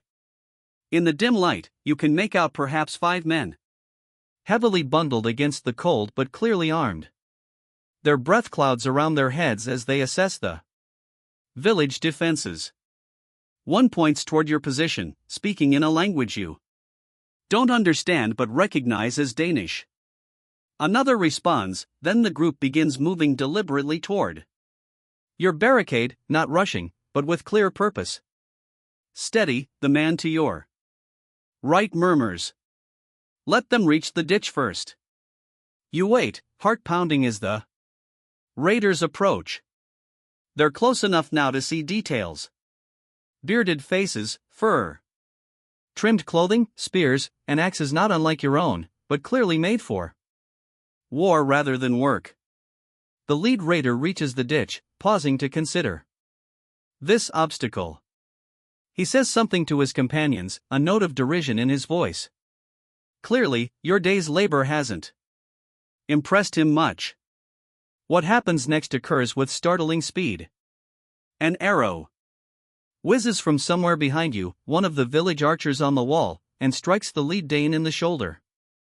He staggers back with a shout of pain and surprise. Instantly, the night erupts into chaos. The raiders charge forward, leaping the shallow ditch with ease. Your defensive line rises to meet them. Farm tools raised against war weapons. The crash of metal on metal, wood on wood fills the air. A Dane rushes toward you, spear extended. You swing your axe desperately, knocking the spear point aside. He recovers quickly, jabbing again. This time you're not quite fast enough. The spear tip slices your upper arm. Pain blooming hot and immediate. Pure instinct takes over. You swing your axe in a wide arc, feeling it connect solidly. The Dane grunts, stumbling back. You press forward, swinging again and again, no longer thinking, just reacting around you. Similar struggles unfold. Egbert grapples with a raider, both men having lost their weapons in the scuffle. Another villager lies motionless in the snow while a Dane clutches a wound in his side trying to retreat. The fight is chaotic, lacking the organization of professional warfare.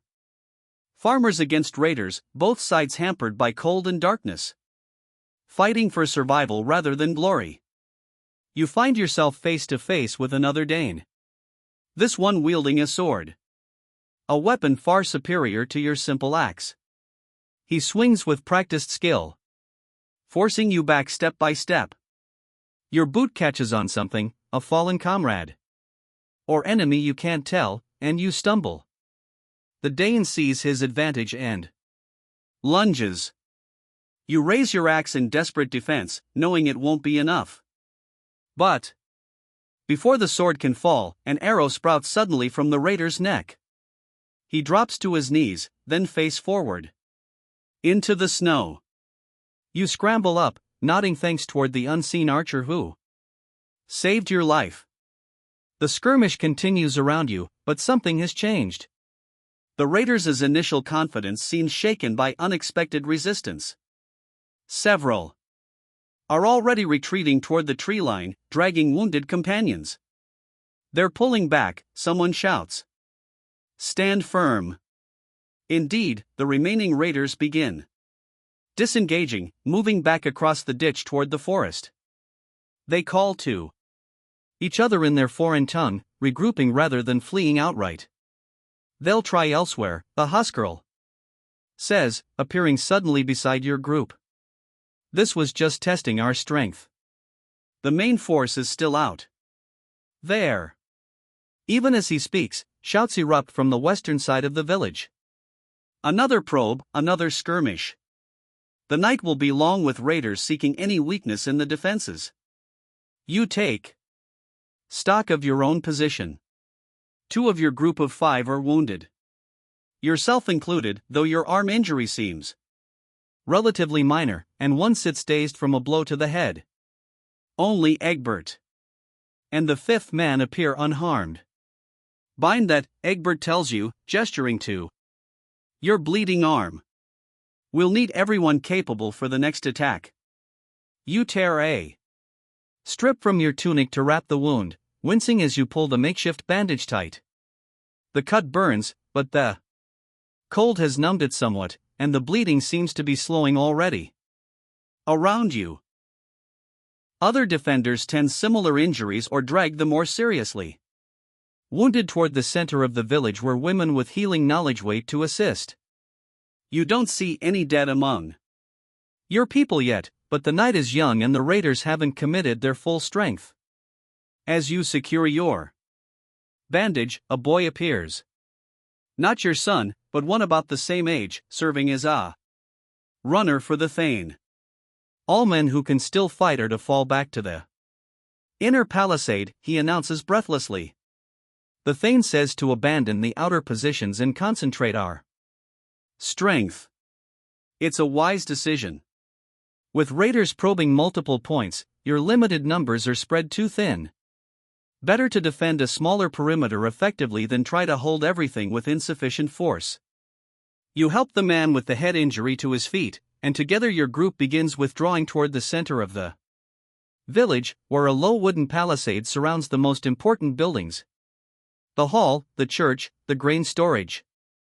As you move, you scan anxiously for any sign of your family. They should be safe in the hall, but in such chaos, nothing is certain. The thought of your children exposed to danger sends fresh energy through your tired limbs. Behind you, torches are being extinguished at the outer defensive positions. No point marking them for raiders now that they're abandoned. The village descends into deeper darkness, lit only by a few carefully placed torches along the inner palisade. You take up a new position along this final defensive line, joining a more concentrated force of villagers.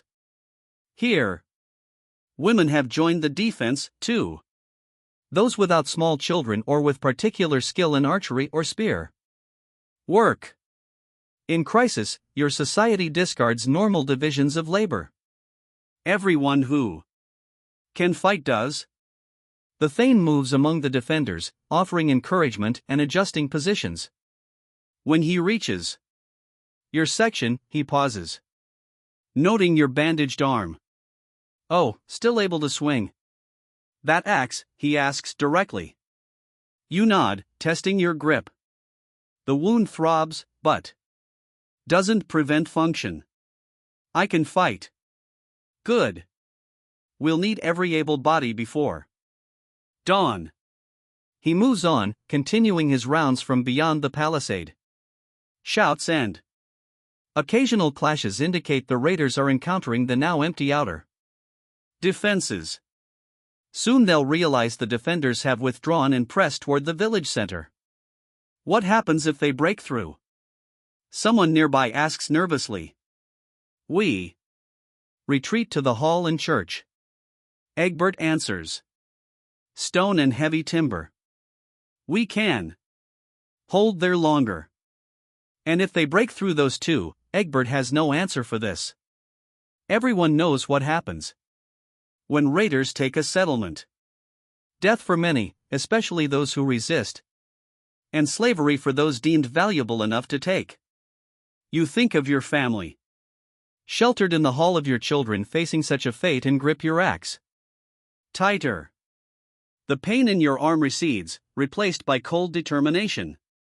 If raiders reach the hall, they'll have to go through you first. Time passes in tense waiting. The sounds of movement beyond the palisade grow closer, then recede, then closer again. The raiders are studying your defenses, looking for weaknesses, perhaps waiting for more of their companions to join them. The cold deepens as the night progresses, making it difficult to stay alert.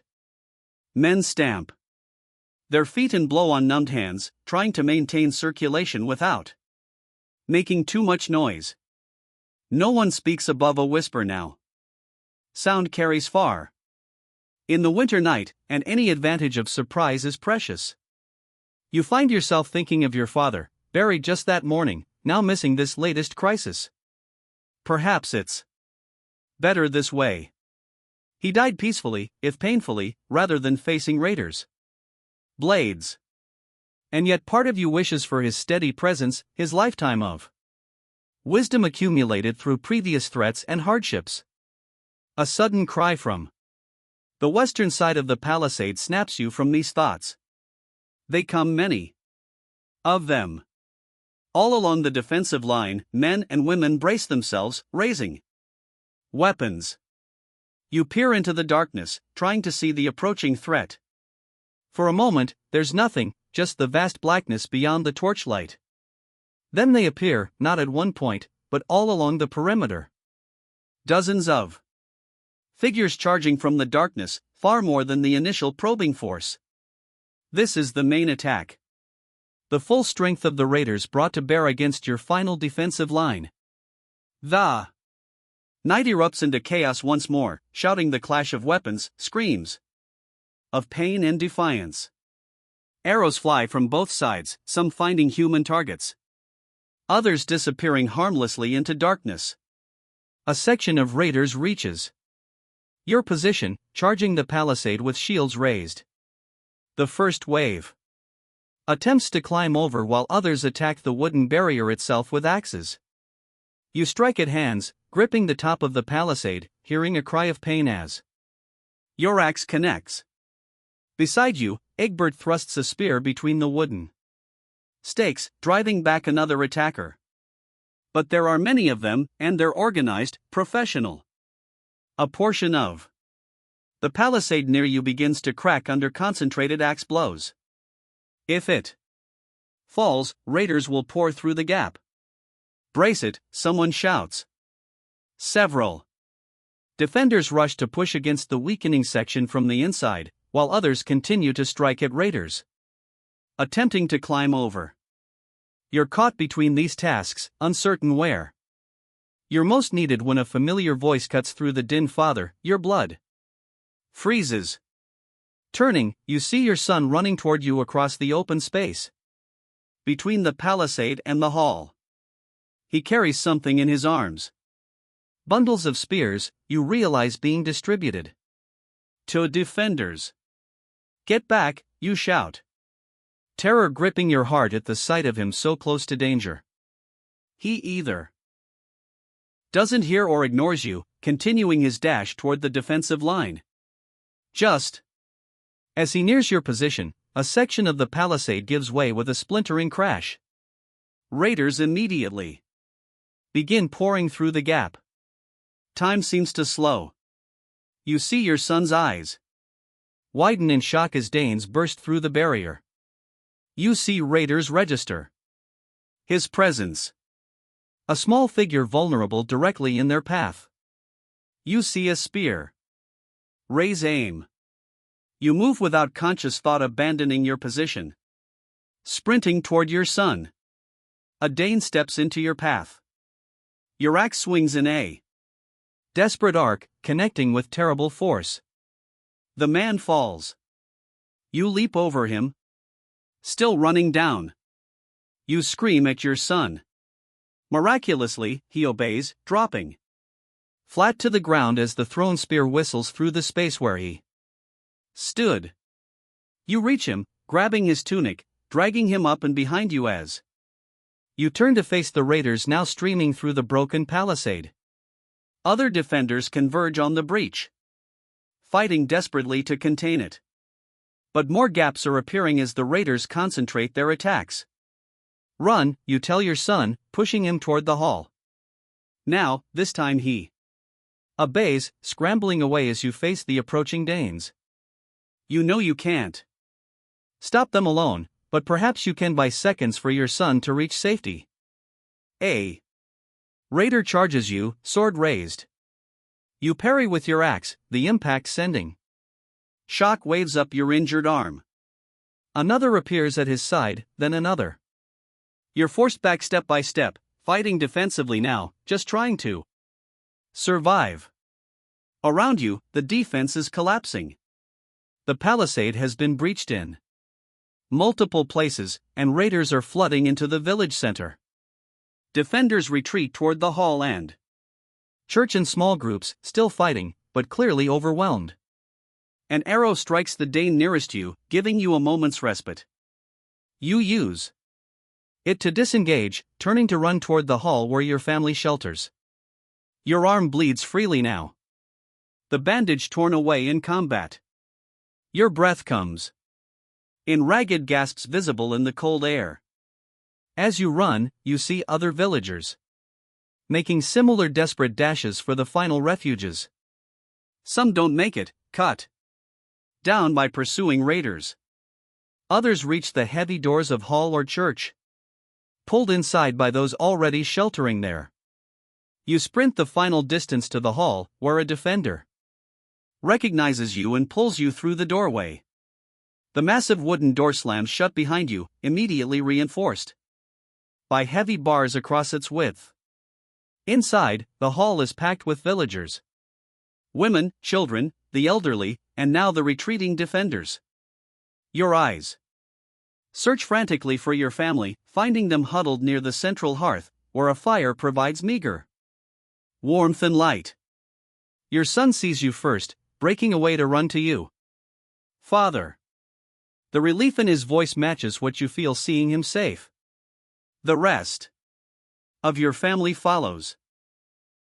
Your wife, your daughters, all unharmed. You shouldn't have been out there. You tell your son, torn between anger at his risk-taking and overwhelming relief that he's alive. The Thane said to bring weapons to the defenders, he explains, his voice small but defiant. I was helping before you can respond, the Thane himself appears, his face grim and splattered with blood. Whether his own or someone else's, you can't tell.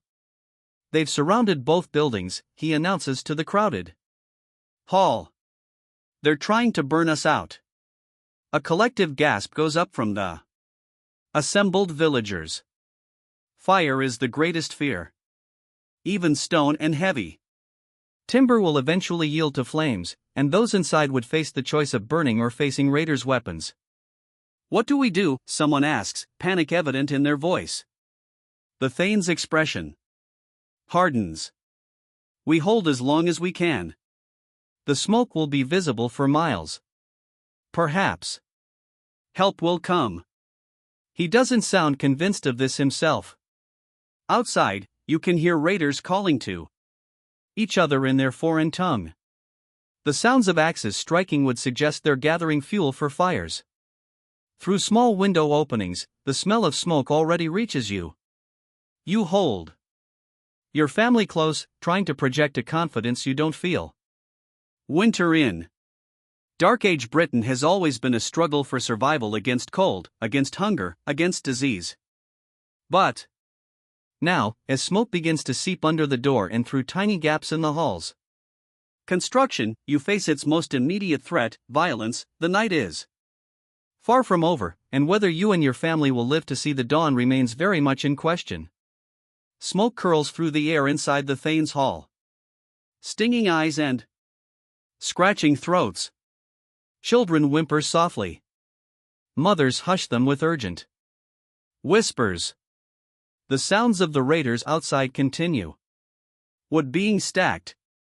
Axes chopping, foreign voices calling to each other in the darkness.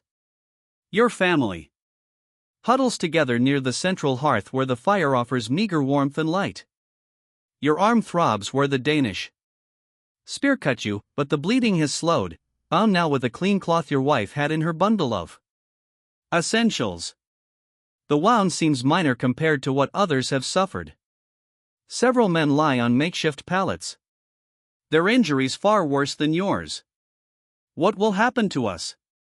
Your eldest daughter whispers, her eyes wide with fear, but her voice surprisingly steady. We wait, you tell her simply. We find out what they want. Your son, sitting close against your uninjured side, looks up. They want our food and our people. He's right. Of course, raiders come for supplies and slaves.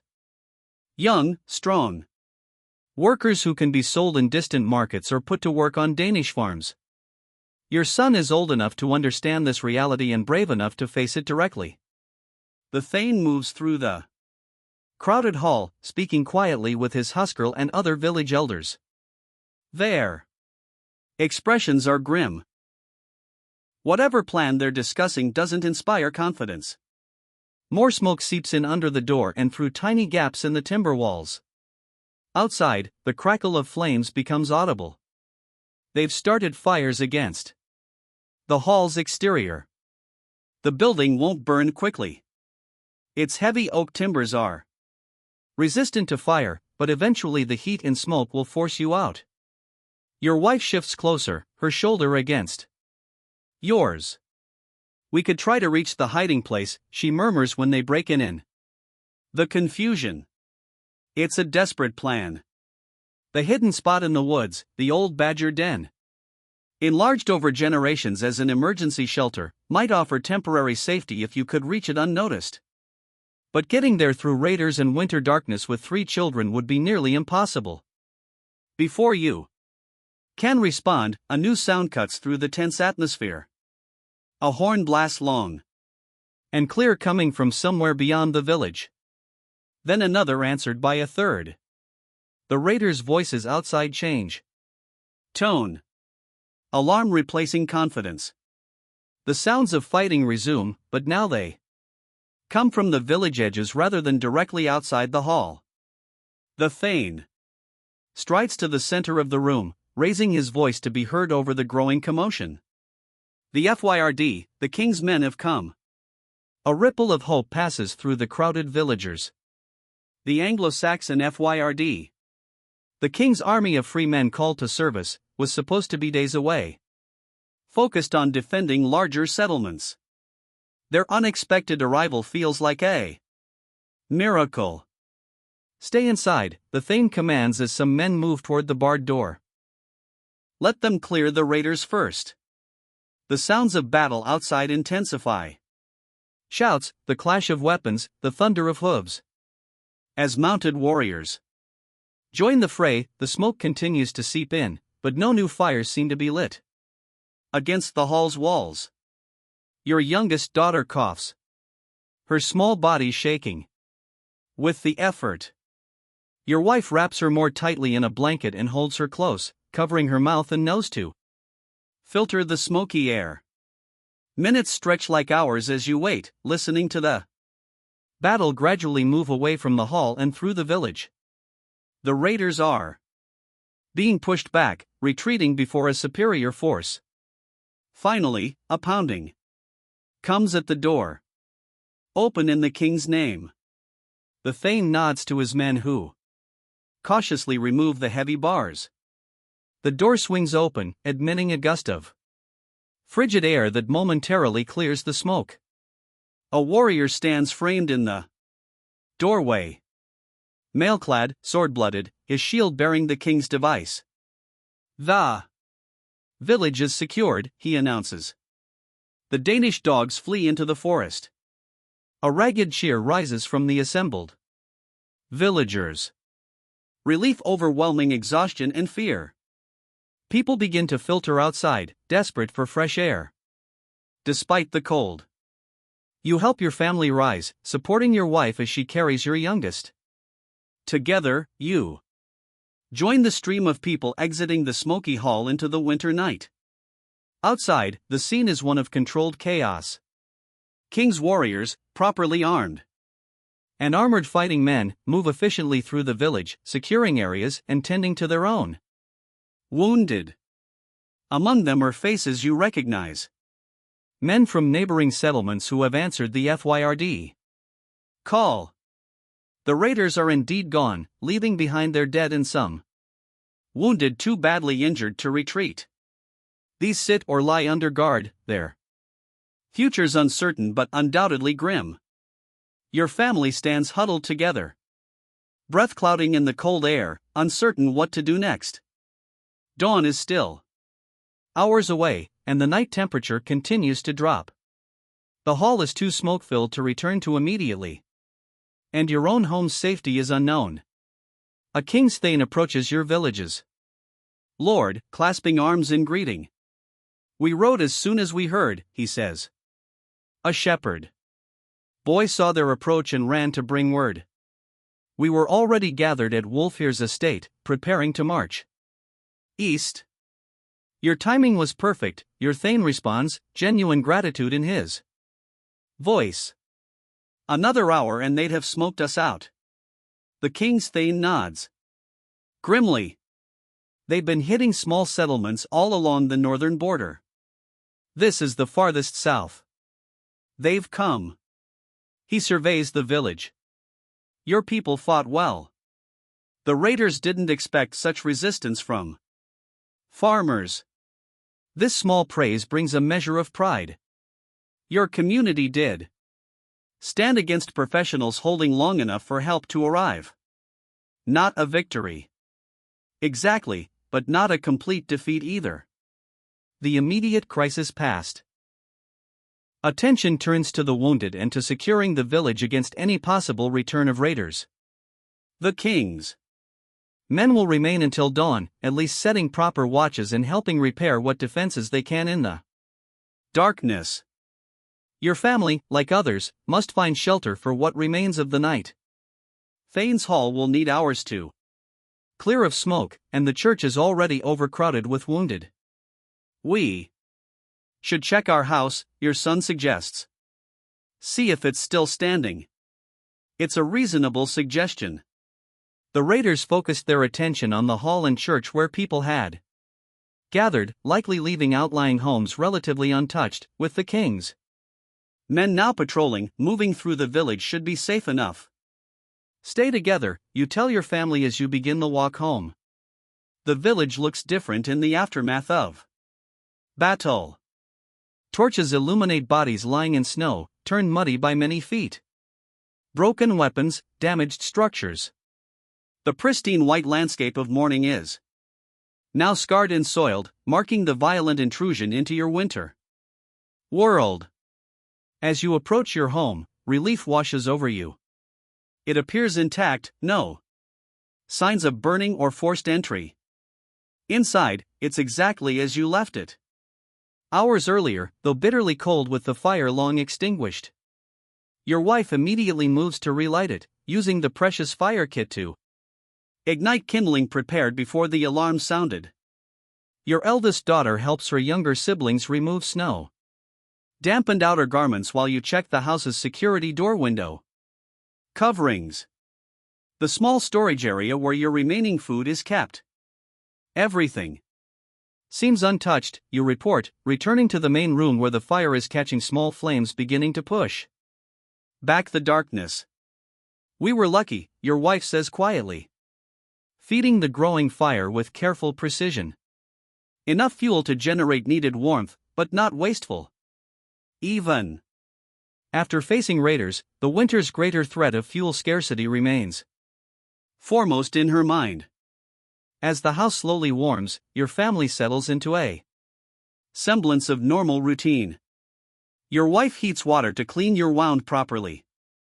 Your children unroll sleeping blankets near the fire. The familiar actions are comforting after the chaos of battle and flight. A knock at the door brings instant tension. The memory of danger still too fresh. You approach cautiously, axe in hand. Who's there? Oswig the Thane's man, comes the reply.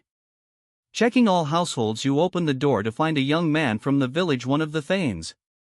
Household servants now acting as messenger, the Thane asks all to gather at the hall at first light. He says the king's men bring news we should all hear. You thank him for the message and he continues to the next house, trudging through snow now trampled in blood spattered. What news do you think they bring? Your son asks once the door is closed and barred again. Whether the raiders have truly gone, you speculate. Whether more might come, these are the practical concerns uppermost in everyone's mind after such an attack. Your family eventually settles for sleep, though rest comes fitfully after the night's events. You take turns keeping watch. An unnecessary precaution. With king's men patrolling outside, but the habit of vigilance isn't easily abandoned. Morning arrives with gray light filtering through the window covering. Your home has never felt more precious than it does now. A small shelter, humble by any standard, but yours, and still standing when it might easily have been burned. Your family prepares for the day in subdued fashion. The normal morning routine, rekindling the fire, preparing simple food, dressing, takes on new significance after nearly losing everything. Each ordinary action becomes a small victory, a statement of continuity and survival. Breakfast is meager. A bit of barley porridge, water rather than ale to drink, but no one complains. Food stores must be carefully rationed, especially now when the normal winter scarcity might be compounded by damage from the raid. After eating, you make your way together to the hall. The village looks different in daylight. Damage more visible, but somehow less threatening than it appeared in torch light. Several houses show fire damage, and the palisade is breached in multiple places. Bodies have been collected. Villagers laid respectfully aside for burial. Raiders dumped unceremoniously in a pile beyond the settlement edge. The hall itself has been cleared of smoke overnight, its massive doors standing open to admit fresh air despite the cold. Inside, villagers gather on benches while the Thane and King's men occupy the high seats at the far end. Your family finds space together. Your youngest child on your wife's lap. The others pressed close on either side. When most villagers have assembled, the Thane rises first. He begins, "Let us honor those who fell defending our homes." He reads names. 5 men and 1 woman from your community who died in the fighting. The list is shorter than it might have been without the timely arrival of the FYRD, but each name represents a devastating loss to families already struggling to survive. Winter. Their sacrifice protected us all, the Thane concludes. They will be buried with honor when the ground can be properly prepared.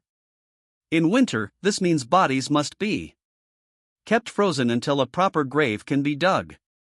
A grim necessity in a season that makes even routine burial difficult. The King's Thane steps forward next. A broad-shouldered man named Wolfgar, whose mail shirt and sword mark him as a professional warrior rather than a farmer temporarily called to service. The Danish raiders have withdrawn north, he announces. We pursued them through the night and killed many. The survivors reached their ships and have put to sea. A murmur of relief passes through the gathered villagers. The immediate threat at least has passed. However, Wulfgar continues, raising a hand for silence. Their attack on your settlement marks a new strategy. Previously, they've raided only in summer and targeted coastal areas. This winter campaign against inland villages suggests they seek more than simple plunder. They want land. This news brings a different kind of fear. Summer raids, while terrifying, are temporary. The Danes take what they can carry and disappear across the sea. But settlement means permanent displacement, a contest for territory itself. The king has ordered increased patrols along all northern approaches. Wulfgar assures the anxious crowd, "My men and I will remain in this area for several days, and other FYRDS are being raised to protect neighboring regions." It's welcome news, but everyone understands the limits of such protection. The king's resources are stretched thin, especially in winter when travel is difficult and supplying warriors becomes challenging. Eventually, most communities must rely on their own defenses. What of our food stores? Someone asks from the crowd. We've barely enough to last until spring as it is. It's the question foremost in many minds. Winter survival depends on careful management of autumn's harvest. And any disruption to those stores could be catastrophic. The Thane answers this concern. I've had men check the storage areas. Some food was taken by the raiders, but most remains intact. Additionally, he gestures to Wulfgar. The king's men bring supplies. This unexpected news generates genuine excitement. Extra food in midwinter is a precious gift, especially after the strain of recent events. Salt, pork, grain, and dried fish. Wulfgar confirms. Not much, but enough to replace what was lost and provide some margin against hardship. The meeting continues with practical matters, organizing repairs to damaged structures, redistributing resources to those whose homes were burned, arranging proper burial for the dead when conditions allow. Throughout, there's a sense of community solidarity strengthened by shared danger and survival. When the formal gathering ends, people break into smaller groups, sharing experiences of the raid and offering mutual support. Your family remains together, listening to neighbors' stories while waiting to hear what work assignments will be given for the day. The Thane approaches your group directly. Leaf wine, he addresses you. Your arm, how bad? You flex the injured limb carefully. Your wife cleaned and rebandaged the wound properly this morning, and while painful, it doesn't appear to be serious. I can work, you assure him. He nods, satisfied. Good. We need men to repair the western section of Palisade first. It's the most damaged and the most exposed. It's sensible to prioritize defenses, even though the immediate danger has passed. No one believes this will be the last raid. Whether it comes in the remaining winter months or with the spring thaw, I'll join the work party. You agree to your son. You stay with your mother and sisters today. Help at home. He looks disappointed but doesn't argue. After his adventure during the raid, delivering weapons to defenders and nearly being killed for his efforts, he's perhaps understood the difference between heroic imagination and dangerous reality. The day unfolds in a blur of necessary work. While you join other able-bodied men in repairing defensive structures, your wife and children return home to continue the interrupted process of winter survival, preserving the remaining pig meat, checking stored vegetables for frost damage, keeping the fire maintained at optimal efficiency. The king's men assist with repairs. Their trained strength and martial skills surprisingly adaptable to peacetime construction.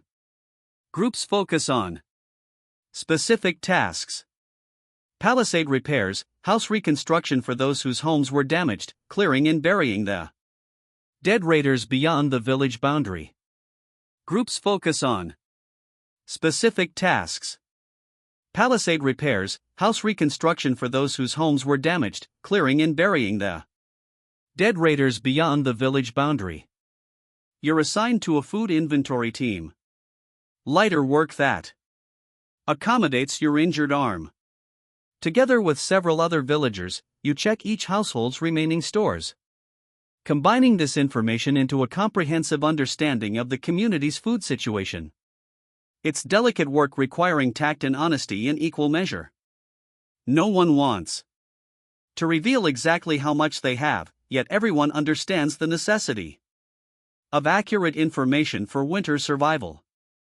The news is both better and worse than expected. Several grain storage areas were damaged or plundered during the raid, but the village's main food caches, cleverly concealed by generations of habit, remained untouched. Combined with the supplies brought by the king's men, there should be enough to last until spring, assuming careful rationing and no further disruptions. By midday, you've completed the inventory and reported to the Thane and Wolfgar, who consult together over the information. Their conversation is low but intense, discussing contingencies and distribution plans that might become necessary as winter deepens. Your arm needs rest, the Thane observes, noting how you hold it carefully against your body. Go home. We have enough hands today. It's an unexpected kindness from a man not known for softness. Perhaps the shared experience of defending the village has created a new understanding between lord and commoner. Or perhaps he simply recognizes the practical value of allowing injuries to heal properly rather than worsening through overuse. Either way, you accept the dismissal with thanks and make your way home through the busy village.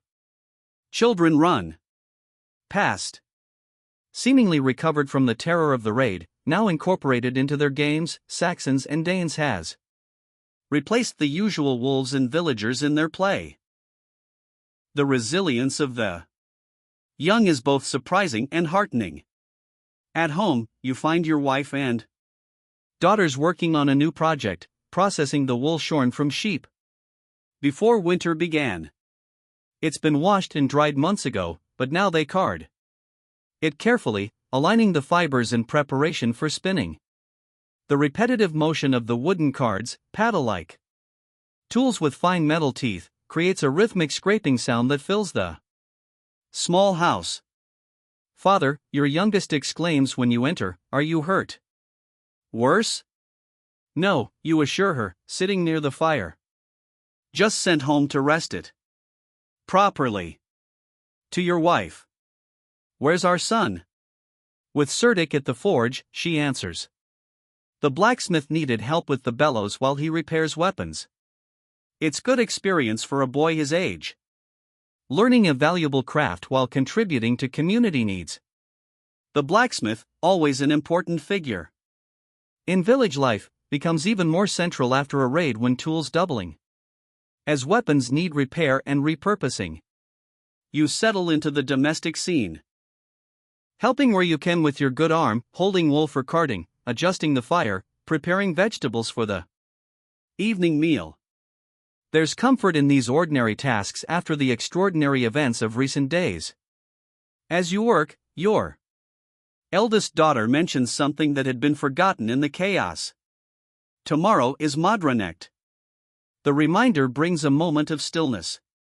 Modranecht, Mother's Night, marks the winter solstice, the longest night of the year. In your communities, complex spiritual blend of old ways and newer Christian teachings, it remains an important observance honoring both female ancestors and the fertility that will eventually bring rebirth. I'd lost track of the days, your wife admits. With everything that's happened. The priest mentioned it this morning, your daughter explains. He said there will be prayers at the church, but also she hesitates, glancing at her mother, but also the old observances at the sacred oak. Your wife finishes, naming the ancient tree at the village edge, where traditions predating Christianity are still honored, particularly by the women of the community. The dual celebration is typical of your time and place. The official Christian observance alongside older practices that remain meaningful, despite the church's occasional disapproval. Most families participate in both, hedging spiritual bets while honoring traditions that have sustained community for generations. We should prepare something, you suggest, even with everything else happening. Your wife nods agreement. A small offering at least we have much to be grateful for. Our home still stands. Our family survived. The mention of survival brings your father to mind. Buried just days ago. His passing now almost overshadowed by the raids drama. Had he lived just a few days longer, he would have seen the Danish attack he'd warned about since your childhood, drawing on his own youth's experiences. Perhaps it was better he didn't. The afternoon passes in quiet productivity. The injured arm forcing you to slow your normal pace. Your son returns before dusk, excited to share his day's experiences at the forge. "Certic, let me hammer a spearhead," he announces, miming the action. He says, "I have a good eye for the metal's color when it's ready." You listen to his enthusiastic recounting, recognizing the value of such knowledge. Blacksmithing is a rare and precious skill offering security beyond what farming alone can provide. If your son shows aptitude and interest, it could be a path worth encouraging. As darkness falls early, winter days being painfully short at this latitude, your family gathers for the evening meal. The food is simple but adequate. Barley pottage enriched with a small portion of salt pork and wild onions, plus a treat of honey drizzled on a piece of bread for each person. A small luxury in preparation for tomorrow's solstice observance. After eating, you check your wound. Again. The herbal pus seems to be working. The angry redness has faded somewhat and the pain has dulled to a manageable ache.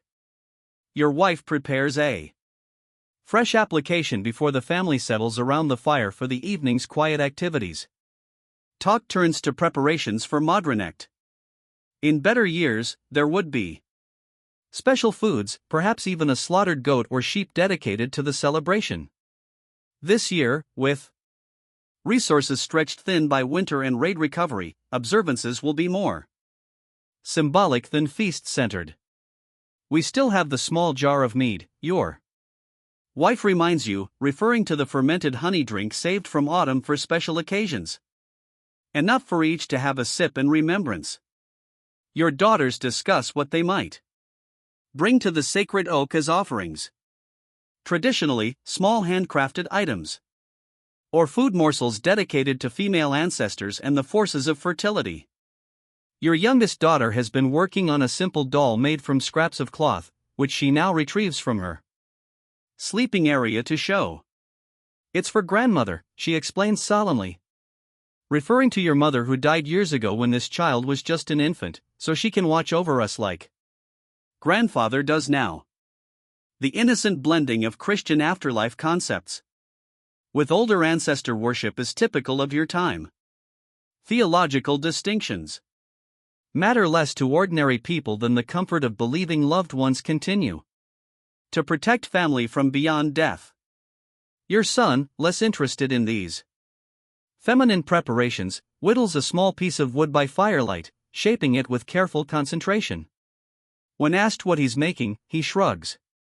"Just practicing," but you notice the emerging form resembles a tiny sword. His mind still on the recent conflict and perhaps his future role in protecting the community. The evening deepens into full night. Outside, the sounds of the village grow quieter as people retreat to their homes, conserving precious fuel and seeking warmth against the intensifying cold. Only the occasional call of the watch King's men and villagers, still maintaining vigilance, breaks the silence. Your family prepares for sleep much as they do every night.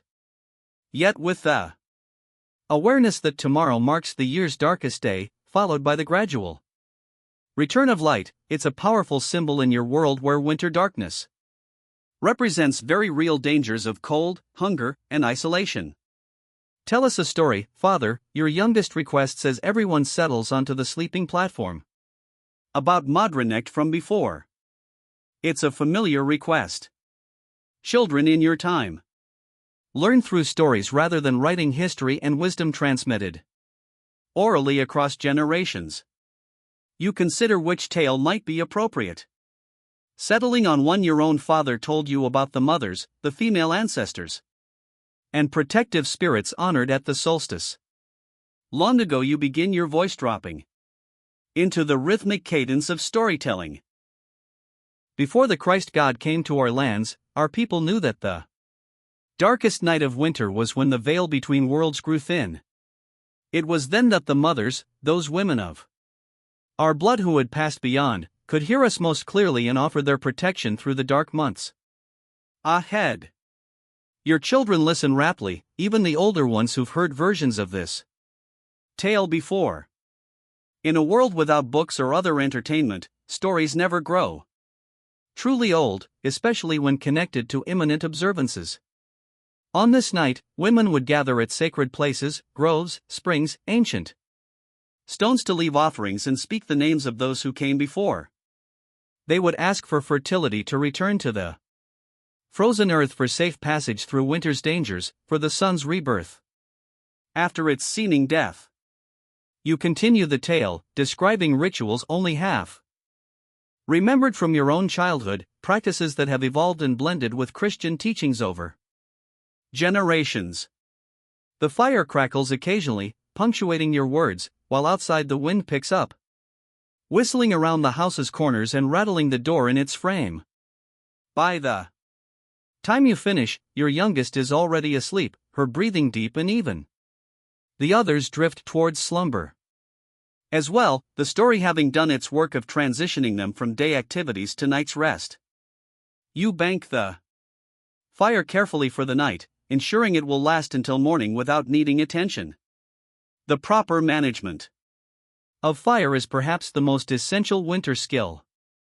Allowing it to die completely means difficult rekindling in the morning, while leaving it too vigorous wastes precious fuel and risks sparks. Sleep comes easier tonight than in recent days. The immediate danger has passed. Your arm is healing, and tomorrow brings an observance that connects your family to both ancestors and community. Even in the depths of winter darkness, these threads of continuity provide comfort. Morning arrives with heavy gray skies promising snow. Your family rises to the familiar winter routine, rekindling the fire, breaking ice in the water bucket, preparing the simplest of breakfasts to conserve food. Yet there's an undercurrent of anticipation for the day's observances that lifts the usual winter lethargy. Your arm feels notably better, still painful when moved carelessly, but the worrying heat has faded completely. Your wife examines it with approval before applying a fresh pus and bandage. Good healing, she pronounces. Keep it clean one more day and you can return to normal work tomorrow. Outside, the village has a different atmosphere than the frantic activity of recent days. People move with more measured pace, acknowledging the solstice with a certain solemnity. The king's men, somewhat bewildered by local customs, maintain their watches, but interfere little with the day's preparations. The Thane has declared a day of limited work. Only essential tasks will be performed, allowing for proper observance of both Christian prayers and older traditions. It's a practical decision as much as a spiritual one. Communities function better when allowed rhythms of rest and celebration, especially after crisis. Your son joins you for a morning circuit of the village, checking on neighbors and assessing ongoing repairs. The palisade is nearly restored, though still showing the scars of battle. houses damaged by fire are being rebuilt. Their owners temporarily sheltered with relatives or in the hall. The community's physical recovery progresses alongside its emotional healing. At midday, most villagers gather at the small wooden church where Father Ethelred leads prayers for protection through winter's remaining weeks. The service blends formal Latin liturgy with practical appeals in the common tongue, acknowledging both spiritual and material needs. The priest, himself, a practical man, makes no mention of the evening's planned gathering at the sacred oak, though he surely knows of it. After church, the community shares what can only generously be called a feast. Each family contributing what little they can spare to create a modest communal meal. In the Thane's Hall, there's barley bread, some preserved meats, winter vegetables like turnips and onions, even a small amount of honey-sweetened porridge for the children. By summer standards, it would be poor fare indeed. But in midwinter such shared abundance feels miraculous. The king's men join this meal, contributing portions of their own supplies. Their initial awkwardness among villagers has faded somewhat, replaced by the camaraderie that often develops between those who have faced danger together. They share stories of other settlements, other raids, other winters. Information-hungry villagers absorb eagerly, connecting their isolated experience to the wider world. As afternoon fades toward the year's earliest dusk, the women of the village begin to separate themselves, preparing for the traditional gathering at the sacred oak. It's women's business primarily, though some men will join later for certain observances. Your wife and daughters collect their prepared offerings, the cloth doll, some spun wool, a tiny portion of precious salt, a carved spindle whorl that your eldest has been working on for weeks. We'll return after the first star appears, your wife tells you, an unnecessary reminder of the familiar ritual timing. To your son, you'll come with the men later when the fire is lit. He nods, serious about his role in the proceedings. Though young, he's old enough to participate in the community rituals that mark life's passages and seasons. As darkness falls completely earlier today than any other day of the year, you and your son join other village men walking toward the sacred oak at the settlement's edge. Each carries a small torch or lantern, creating a moving line of light against the winter darkness. The women's forms are already gathered around the ancient tree, their voices raised in songs older than Christianity. In these lands, the ritual that follows blends elements from multiple spiritual traditions. Pagan invocations to ancestors and fertility spirits alongside Christian prayers for protection and blessing. No one seems troubled by these contradictions. In your world, practical survival demands spiritual flexibility. No source of potential protection can be ignored when life balances so precariously between sustenance and starvation. Your family stands together as the community fire is lit. A special blaze built from wood gathered throughout the preceding year and saved specifically for this purpose. Its light pushes back the solstice darkness, symbolizing the sun's eventual return and the community's defiance of winter's death. Dealing cold. The Thane speaks briefly, acknowledging both the recent crisis and the ongoing challenge of winter. We've faced raiders and driven them back, he reminds the gathered villagers. Now we continue our battle against cold and hunger as our ancestors did before us. Their strength lives in our blood. Their wisdom guides our hands. Even Father Ethelred, standing somewhat apart from the most overtly pagan aspects of the gathering, nods approval at these words. The Christian priest understands his flock's need for continuity with past generations, especially in times of hardship. The ritual includes sharing of mead, the fermented honey drink reserved for special occasions, passed in a ceremonial cup first to the Thane to other community leaders and finally among all gathered adults. Each person takes a modest sip, the sweet potency warming throats and bellies against the bitter cold. When the cup reaches you, you drink and pass it to your son, his first time included in this adult observance, marking his transition from child to young man in the community's eyes. He accepts the cup solemnly, takes the smallest of sips, and passes it onward with careful dignity. The remaining ritual elements unfold in familiar sequence. Offerings placed at the oak's massive roots. Names of ancestors spoken aloud in remembrance. Traditional songs whose lyrics blend old gods and new faith in pragmatic harmony. Children too young to fully participate watch wide-eyed, absorbing the community's customs just as you did at their age. Eventually, the formal observances conclude, though the solstice fire will burn through the night, tended by volunteers in shifts. Families begin drifting back toward their homes, carrying small embers from the communal fire to rekindle their own hearths, a symbolic sharing of community strength. Your family walks together through the silent snow-dusted village. The children unusually quiet, affected by the rituals. Solemnity. At home, your wife uses the carried ember to light the fire, completing the symbolic connection between community and household. The remainder of the evening passes in peaceful reflection. There's little talk. Each family member absorbed in their own thoughts while engaged in quiet activities, mending, whittling, carding wool. The ritual has provided a pause in winter's relentless struggle, a moment to consider larger patterns of life and death, darkness and light. Before sleep, your family gathers close to the fire for a final Modranecht observance, speaking the names of female ancestors, particularly those who have passed recently.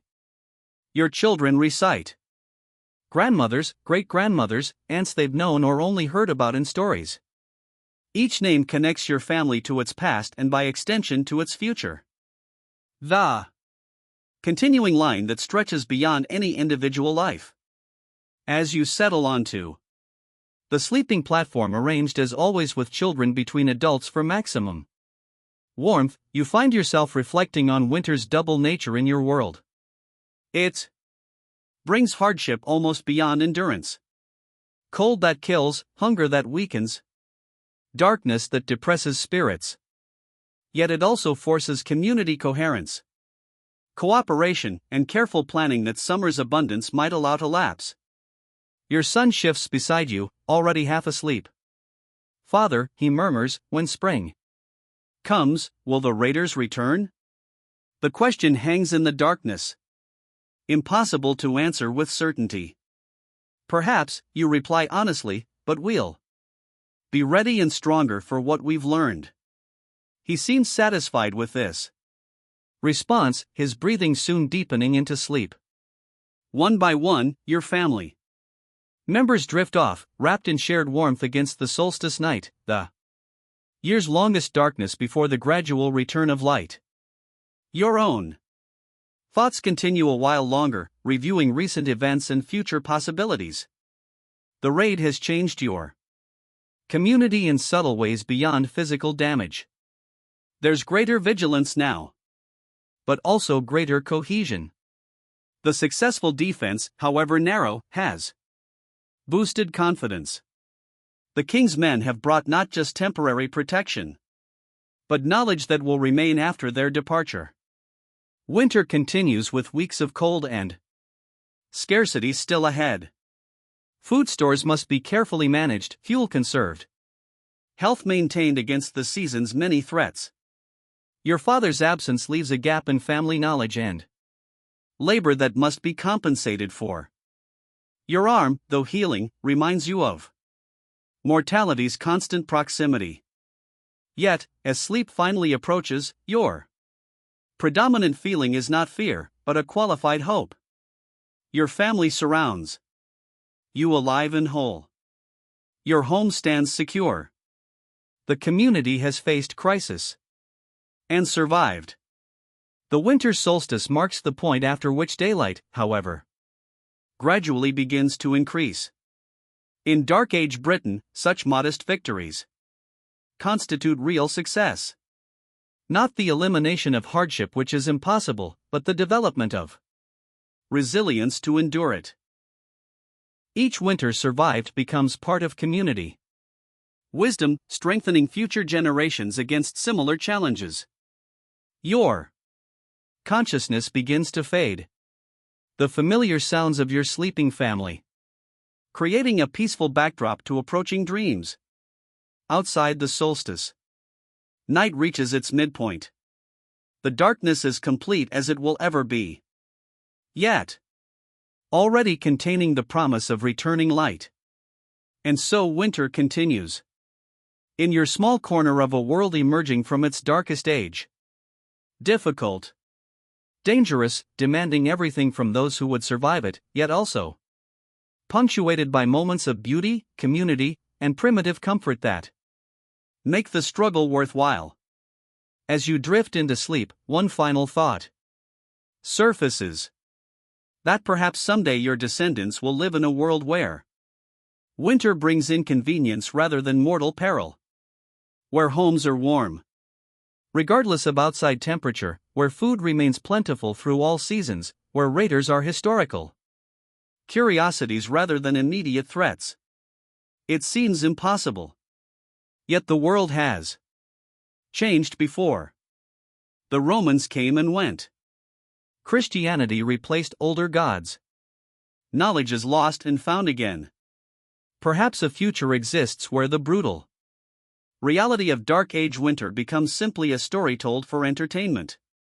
Exotic, distant, fascinating, precisely because it no longer threatens. Such thoughts dissolve as sleep claims you completely. Your body relaxing into the simple animal comfort of warmth and family on the year's longest night. Tomorrow will bring its own challenges, more repairs, continued vigilance, the endless work of winter survival. But for now, rest comes easily, carrying you away from consciousness into dreams of spring's eventual inevitable return.